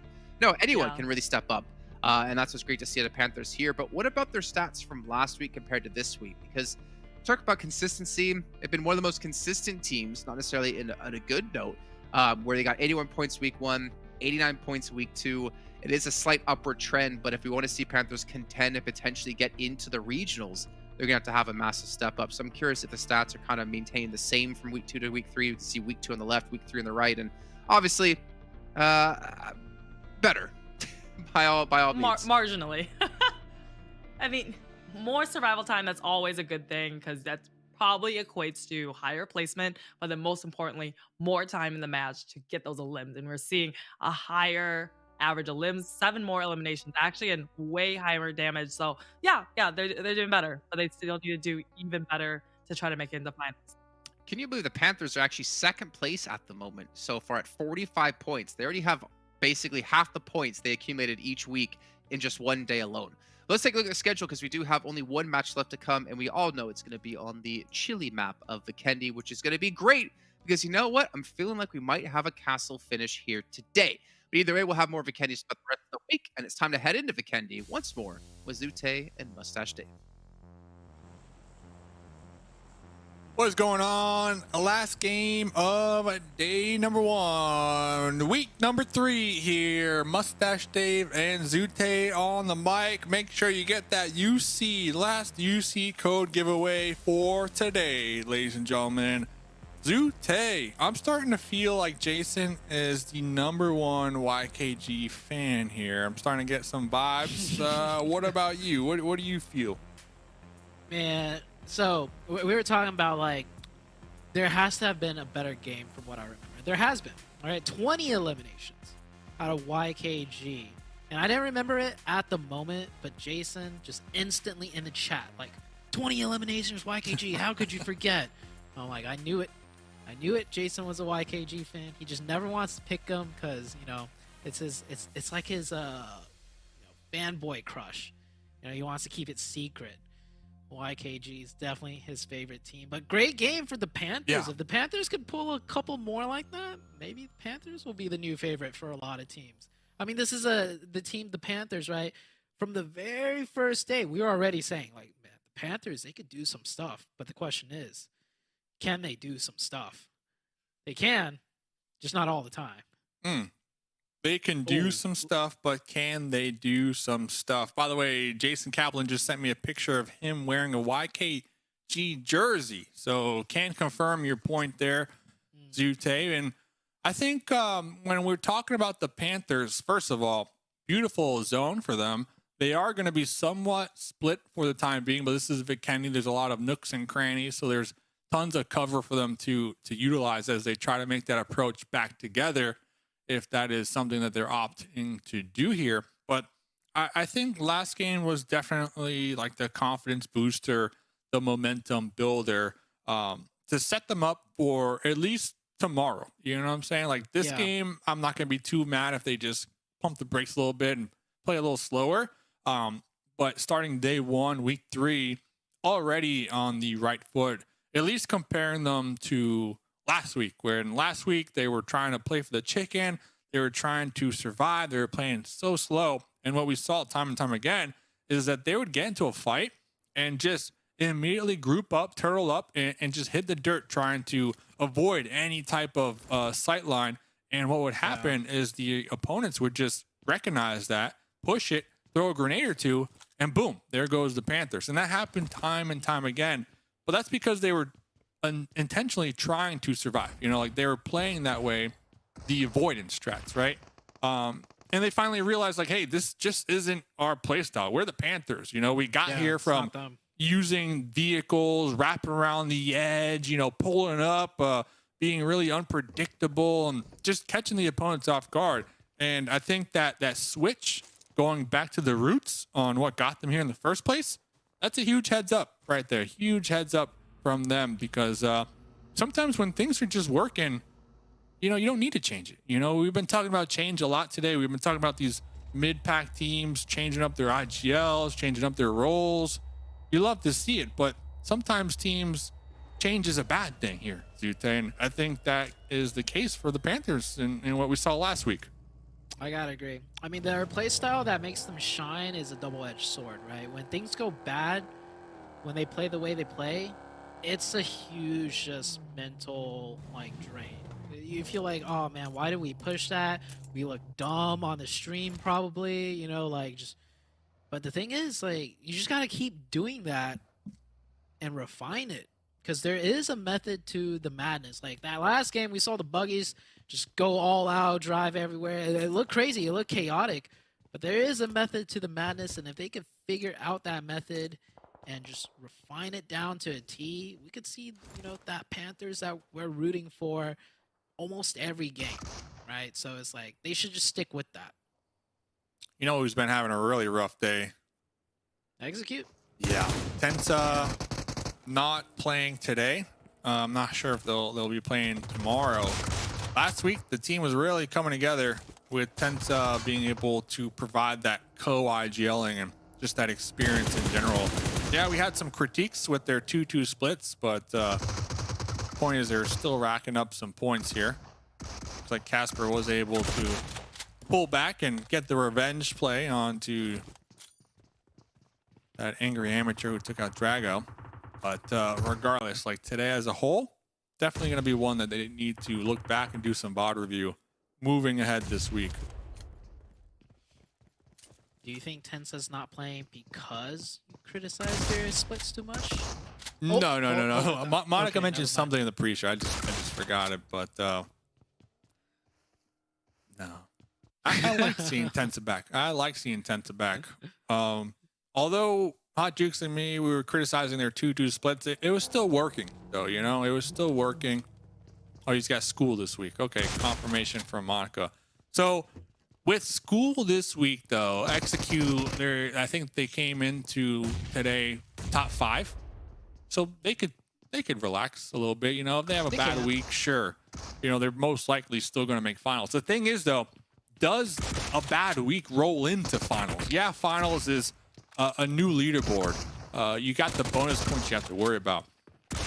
But if you have a bad 4 days in a row, does that affect the finals?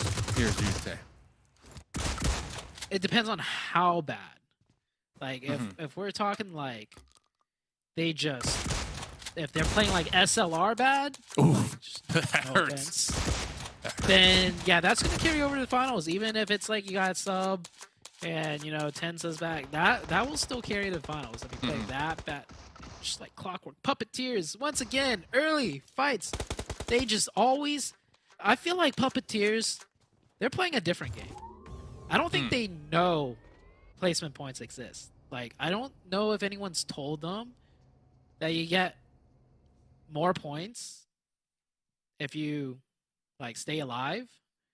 Like someone double check. Somebody message them, double check with them, see if they know if there is such thing as placement points. Because the way they play this game doesn't seem like it. It just seems like all there is elimination points. They're showing up so they don't get fined. You kind of made a topic about like they're showing up like they got homework, you know, right after, and they're consistent with getting at least 3 points a game, but then after that, no placement points, like just taken out. So yeah, I do like the aggression from them. We just need to see them tighten it up to have the all-around package of being able to take these aggressive early game fights, but then also knowing when to not take the fight and try to survive and position yourself where maybe you can third party a team, you know, try to play spoiler that way, not be the team who takes the initiative. You know, I feel like they're always taking the initiative. They're always making the pushes, the crashes. Sure, it looks good, but they're also always getting third party. So maybe if they could just slow it down a little bit and try to be the third partier team, they would benefit a lot more. If that makes sense. You get what I'm laying down here? No, it makes 100% sense. I just don't know if Puppeteers can do it. Can do that or even understand it. I think they just hear shots and they go. Exactly. That's my fear, you know. Trust me, as a caster, I'm like, yeah, action. Puppeteers always getting involved. So it's always a team that you can depend on as far as spectating them and knowing that they're in the mix. The thing is, they don't make it to late game. Oh man, Wanted Vigilantes. That was one of those teams that we were talking about changing up their IGLs today. Steve-O and Fishy. Gotta say, that makes sense because I feel like Wanted Vigilantes. They've got 4 players that have been playing this game for a while, so they're all very experienced. So maybe the IGL style just wasn't meshing with the players like, you know, play style. And hold that thought, as the Panthers doing more Panther things? More Panther things? Ooh, I think so. That's a shotgun to the face, shotgun to the window. Yeah. That's Panther-ish, you know? That's chasing BOPE down. That's also Panther-ish. Nate is knocked out, but Quan should be able to get the pickup. Panthers looking to continue on with the momentum. Ooh, they did lose Chronics though. That's gonna set them back. That's gonna slow the Panthers down a little bit as far as aggression goes. Yeah. It's a decent start though. 3 points, and like this is Circle 2, Dave, and we already have 3 teams fully eliminated, 2 teams down to 1 player, and another 2 teams down to half. Yikes. So, like, if anyone complained about Vikendi being slow, I mean, this is the opposite of slow. Yeah, and I think 2 teams or 3 teams being taken down very early on. I think the team that it hurts the most has to be MENA 4, just based on their overall leaderboards, 19th position, all the way down there at the bottom. So not a good start to their week here as they look to make the climb to become in that 16th or 15th position here, hopefully, in their case at the end of this week, so that they can continue on with PMPL and move into the finals here, Zute. That's the hope and dream. The only one they got left right now. MEZEXIS on that western side looks like they're picking up some points. Yeah, right they on might be to able to take out WALLSTREETBETS, but what Trick is by themselves making the scout play. Yeah, trying to get more info. I mean, Vikendi is such a tricky map because the angles are like preset per se, because there's so many like sloping hills that teams just aren't used to playing on, with different sight lines, and don't mention like all the trees. Like there could be players in any of these, behind any of these trees, and there's so many compounds scattered everywhere. So it's like you almost kind of have to just drive around and see if you get shot at, or see if you can hear something. Wasted. Dude. Trying to waste. Oh, he really wanted that point. Like, really wanted that point. Oh, man. So with that in mind, then, on Vikendi, is it smart to solo scout, then? It's risk versus reward. I'll say that much. YKG, though, they have absolutely no risk when it comes to 4v4 because they've been dominating today, looking to close out today with an even bigger elimination record, potentially. 21. Slow things down, though. Trying to Gonna be get a the reset. opening knock with the grenade, yeah. Yeah. So if they do get the opening knock, I want you to pay close attention to how YKG, does their push. If it's just all 4 guns out, start running, or is it like some smokes to move closer, some more nades into more deeper angles? But we'll see if they even get the knock to begin with. This is the Chosen, not an easy team. Nope. You're not going to give away an opening for free. And they got that 2-2 split. Okay, here it goes. And here it goes. they got the opening for free. There's the opening. That was pretty much almost for But free. there's also another team in the mix driving on by. That's going to be Execute. I believe continuing their journey. They're leaving. Not wanting a piece of this. Like, I love party. I love how I was looking at the mini-map, Dave. All 4 markers of YKG had the arrows turned around, and now they're back to this. Yeah. So see, look, 2-2 split, 2 push up closer. They got what's nades going in on hand. here, though? Opening up the door, not recognizing there might be a player in here. Gaji popping out, taking out He's Chico, isolated. but now here comes the support from Joey in the front lines. Okay, getting that revenge on to Gaji. Sup Pig on the outskirts with the DBS, letting it rip, letting it roar through the window. Joey pinned down. Here comes the volt from Sup Pig. The jump shot from Sup Pig. The shells to the dome. The 12 gauge just too strong. It's up to 24K right now. Oh, and Sup Pig sealing the deal. Zute, what Chosen, the baby. double barrel shotgun. Oh, that push was almost done perfectly. The fact they didn't clear that, first warehouse, they were With able Gaji. to recover. Yeah, they were able to recover that extremely well. Except the player on the cross got knocked, which shouldn't have happened. Execute down to their last player, and the DBSs. It is a DBS symphony out here. That's all you're gonna hear on You Vikendi. can't do nothing against that. You just can't. Oh, man. Dude, DBS is at the door. Yeah. That's rough. Oh, yeah. Puppeteers, though. 6 elims. All they needed That's a was lot. 4 DBSs. 4 DBSs and you'll get 6 elims. Confirmed. I love the DVS meta. I know there's been a lot of talk lately on like nerfing it or buffing it or putting it back into the care packages. But honestly, I love that it's kind of like a mandatory secondary weapon. Because for me, it just makes the close quarter combat fights a little more exciting. And I think the deciding factor for me with the DBS is that now in like a 1v3, the chances of that solo having the DBS and being able to clutch it out are a little higher, in my opinion. What's your take on the DBS? Honest review. Honest review. Not the politically correct one. I need the honest Zute competitive player review here. I think it needs a nerf. It is just, but I have almost. It just came to my mind. I have almost the perfect nerf for it that will still make it broken, but I think the competitive players will be happy with it. Here's the nerf. You cut down the mag size from 14, which is kind of ridiculous if you think about it. Yeah. You just cut it down. Cut it down to like 8 or 6, right? Ooh, I like 8. No, you still have 2 in the chamber and 6.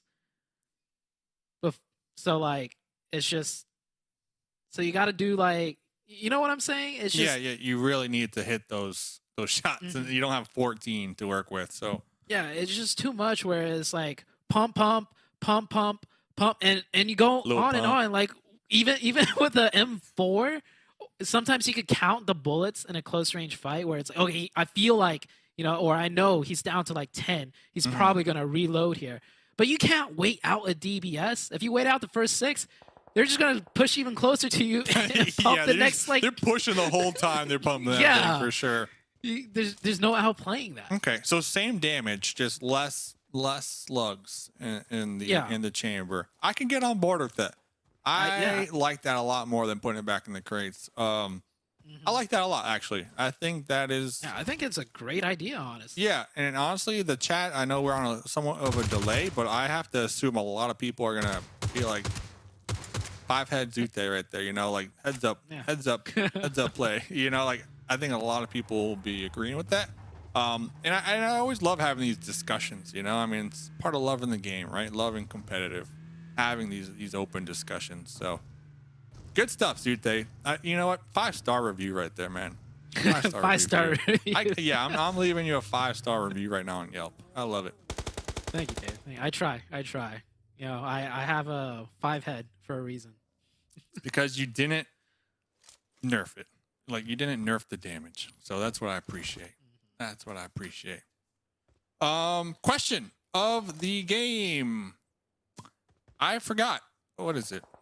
Question of the game. Oh, who will win? Who will win? Will MEZEXIS pull a MEZEXIS, Zute? I will say the team that's going to win will have a DBS, if not 4. Yeah. At least 1. That's a fact. I'm going to try to go for a spicy pick here. Same. The Chosen. I'm going with the Chosen. Oh, dang. Hey, we both got it. We could both have it. I wanted to be the spicy Fine. picker. All right, I'm not picking the Chosen. Okay. Okay. You know what? All right, Puppeteers. They got the DBSs. Oh my god, that's even spicier. I'm gonna live and die on this sword. Yep, and they're gonna be right behind the Chosen and Team Mobility. They're currently in a long-range battle with Team Mobility, so that is spicy. As we get into this match, The circle. Excuse, dead center here, Zute. Circle even spicier. We're getting a Zabava finish potentially. I hope it shifts into Zabava and doesn't go like north with like the open. And ooh, all four picks different teams. See what happens. I just hope Monica doesn't win, because we'll never hear the end of it. Oh no, you and I also Jason hope now. Jason You doesn't. and Jason now. I also hope Jason doesn't win, because Jason is probably gonna. We're not gonna hear the end of it even longer from Jason. Jason picked YKG. Wait, did he? No, he didn't. as we look Why can't you inwards. not even? Excuse. Okay. I'm not confident Excuse can hold down this split here, Zute. Not gonna lie. But we'll see. As MEZEXIS down to just a duo here in the final game of the evening. 60 limbs. My squad, Faye, of course, gonna be confirmed out there in the distance. Ooh, D in the feed. Man, nice little grenade over there. There's a lot of action happening all at once here, Zute. Yeah, I think the allergies are kicking in for the puppeteers right now. Starting to hit them hard. If you catch my drift. Because, you know, they're allergic to placement points. Ooh. And they're What was that? getting What was closer that? and closer. Placement points. Yeah, D What was shooting that up on the position? roof. What was that position up there? I mean, he caught it. Yeah. Yeah, WALLSTREETBETS looking good. Looking And good. just, you said excuse, you weren't sure if they could hold that split. You were absolutely correct. Yeah. That split got cracked wide open. I think excuse are now just down to 2 players or so. The Panthers still chugging along, down to 2 players. 8 teams to go here. Mostly limbs this match. Zuko with 6, Peralta with 4, Dong with 3.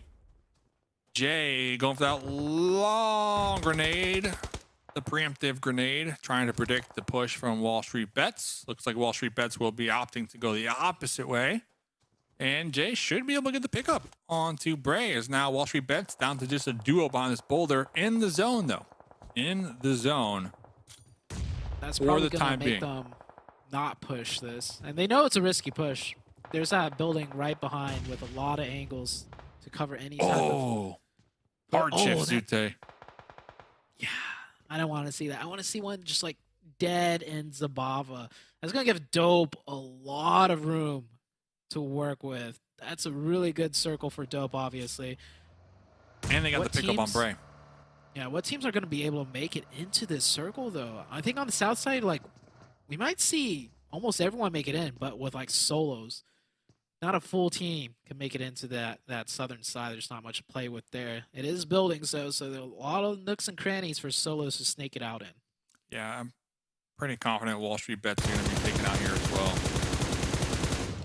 No! Dong!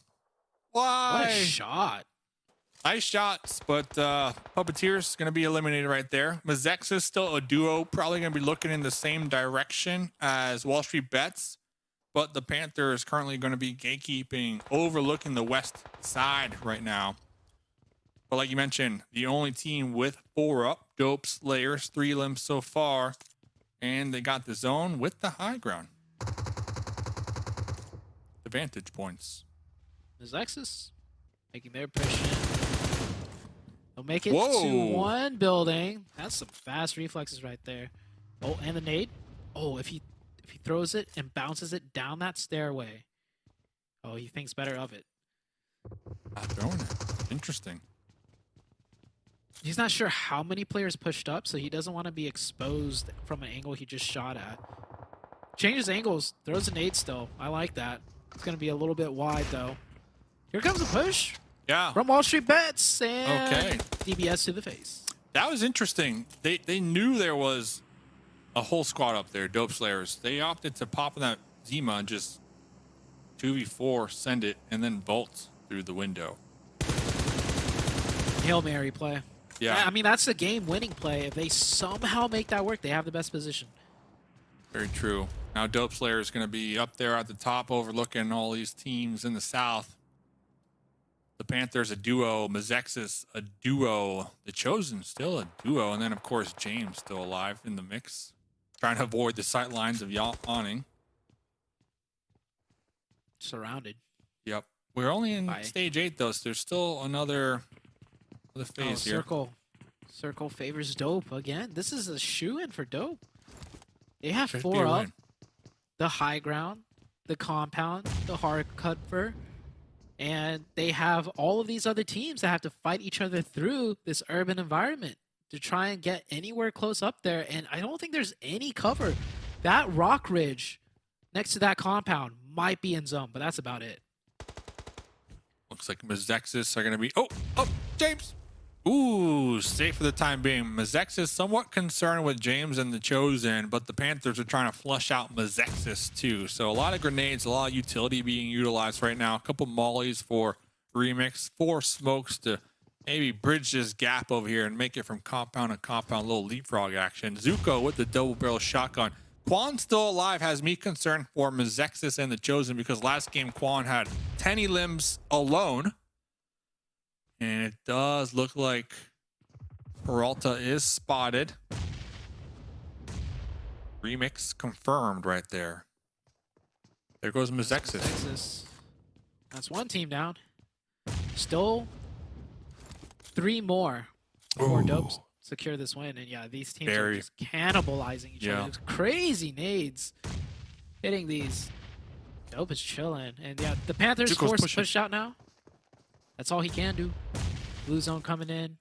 The Chosen could probably see him too from that window angle down there. James is just getting chunked to pieces over there.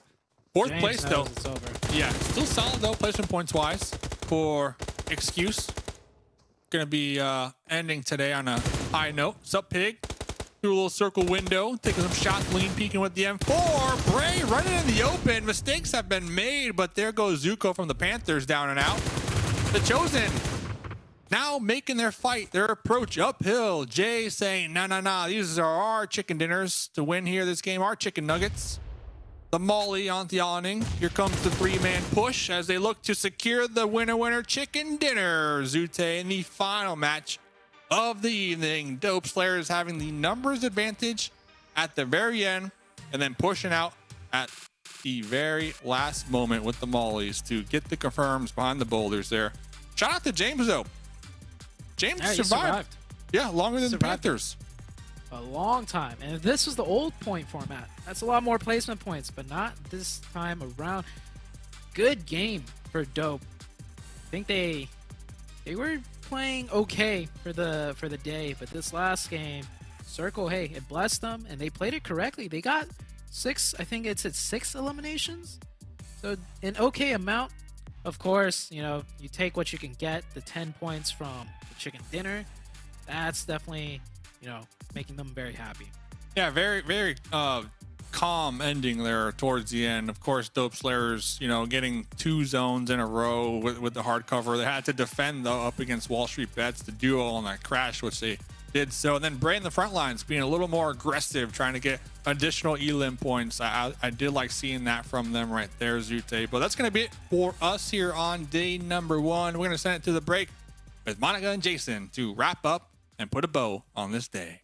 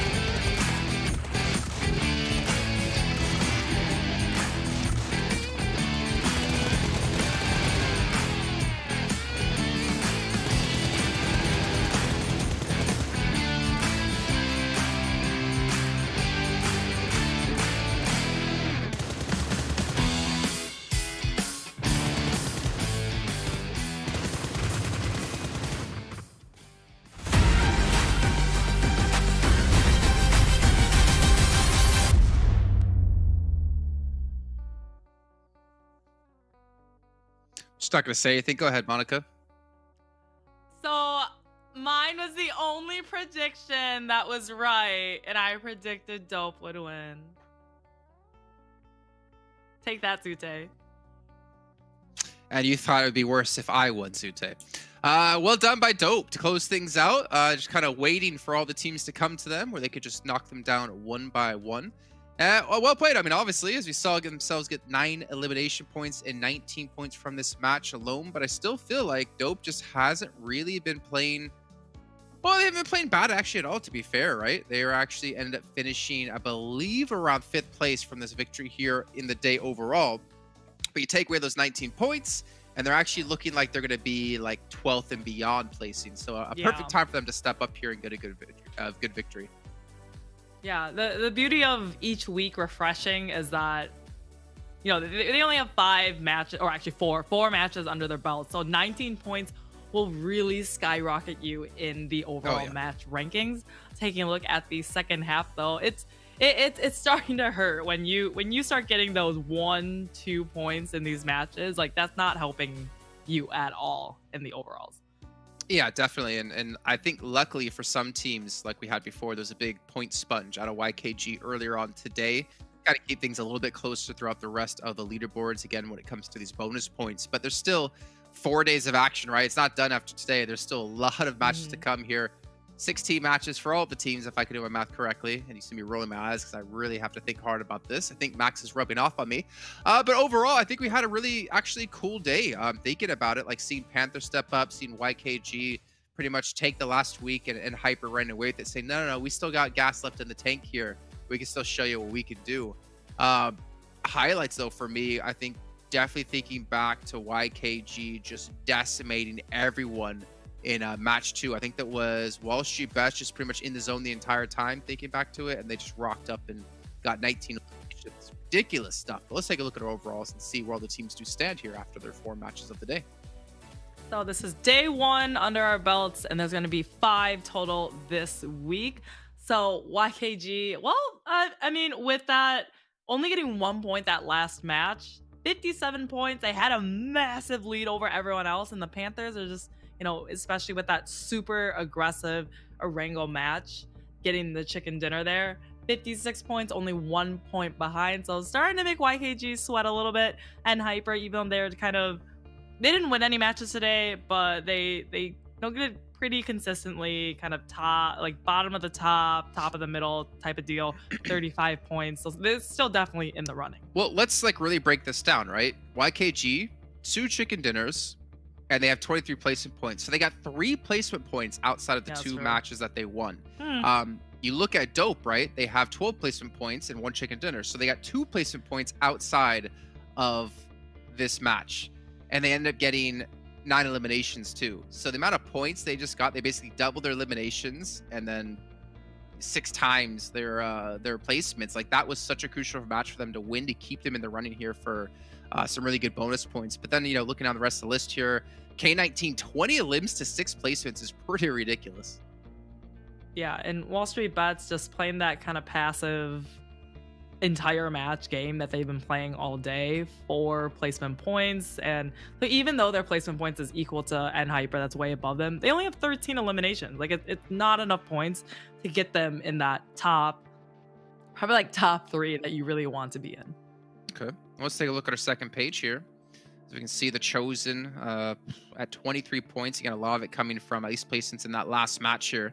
Looking down further on the list, Execute, a little bit sad to see. I'm kind of sad I missed week 2 because they really started to have a standout week, but they've been relatively quiet here so far in week 3. But to be fair, so have a couple of other teams. Yeah, definitely slow start for a lot of them. You know, 12 points for Angry Amateurs, so at least they're in the top 16, but I'm sure the ones in the bottom 4 aren't too far behind, and there's still ample opportunity to get all the way up there. So yeah, 8 points, 4 points in between Men of 4 and Angry Amateurs for that kind of cutoff end.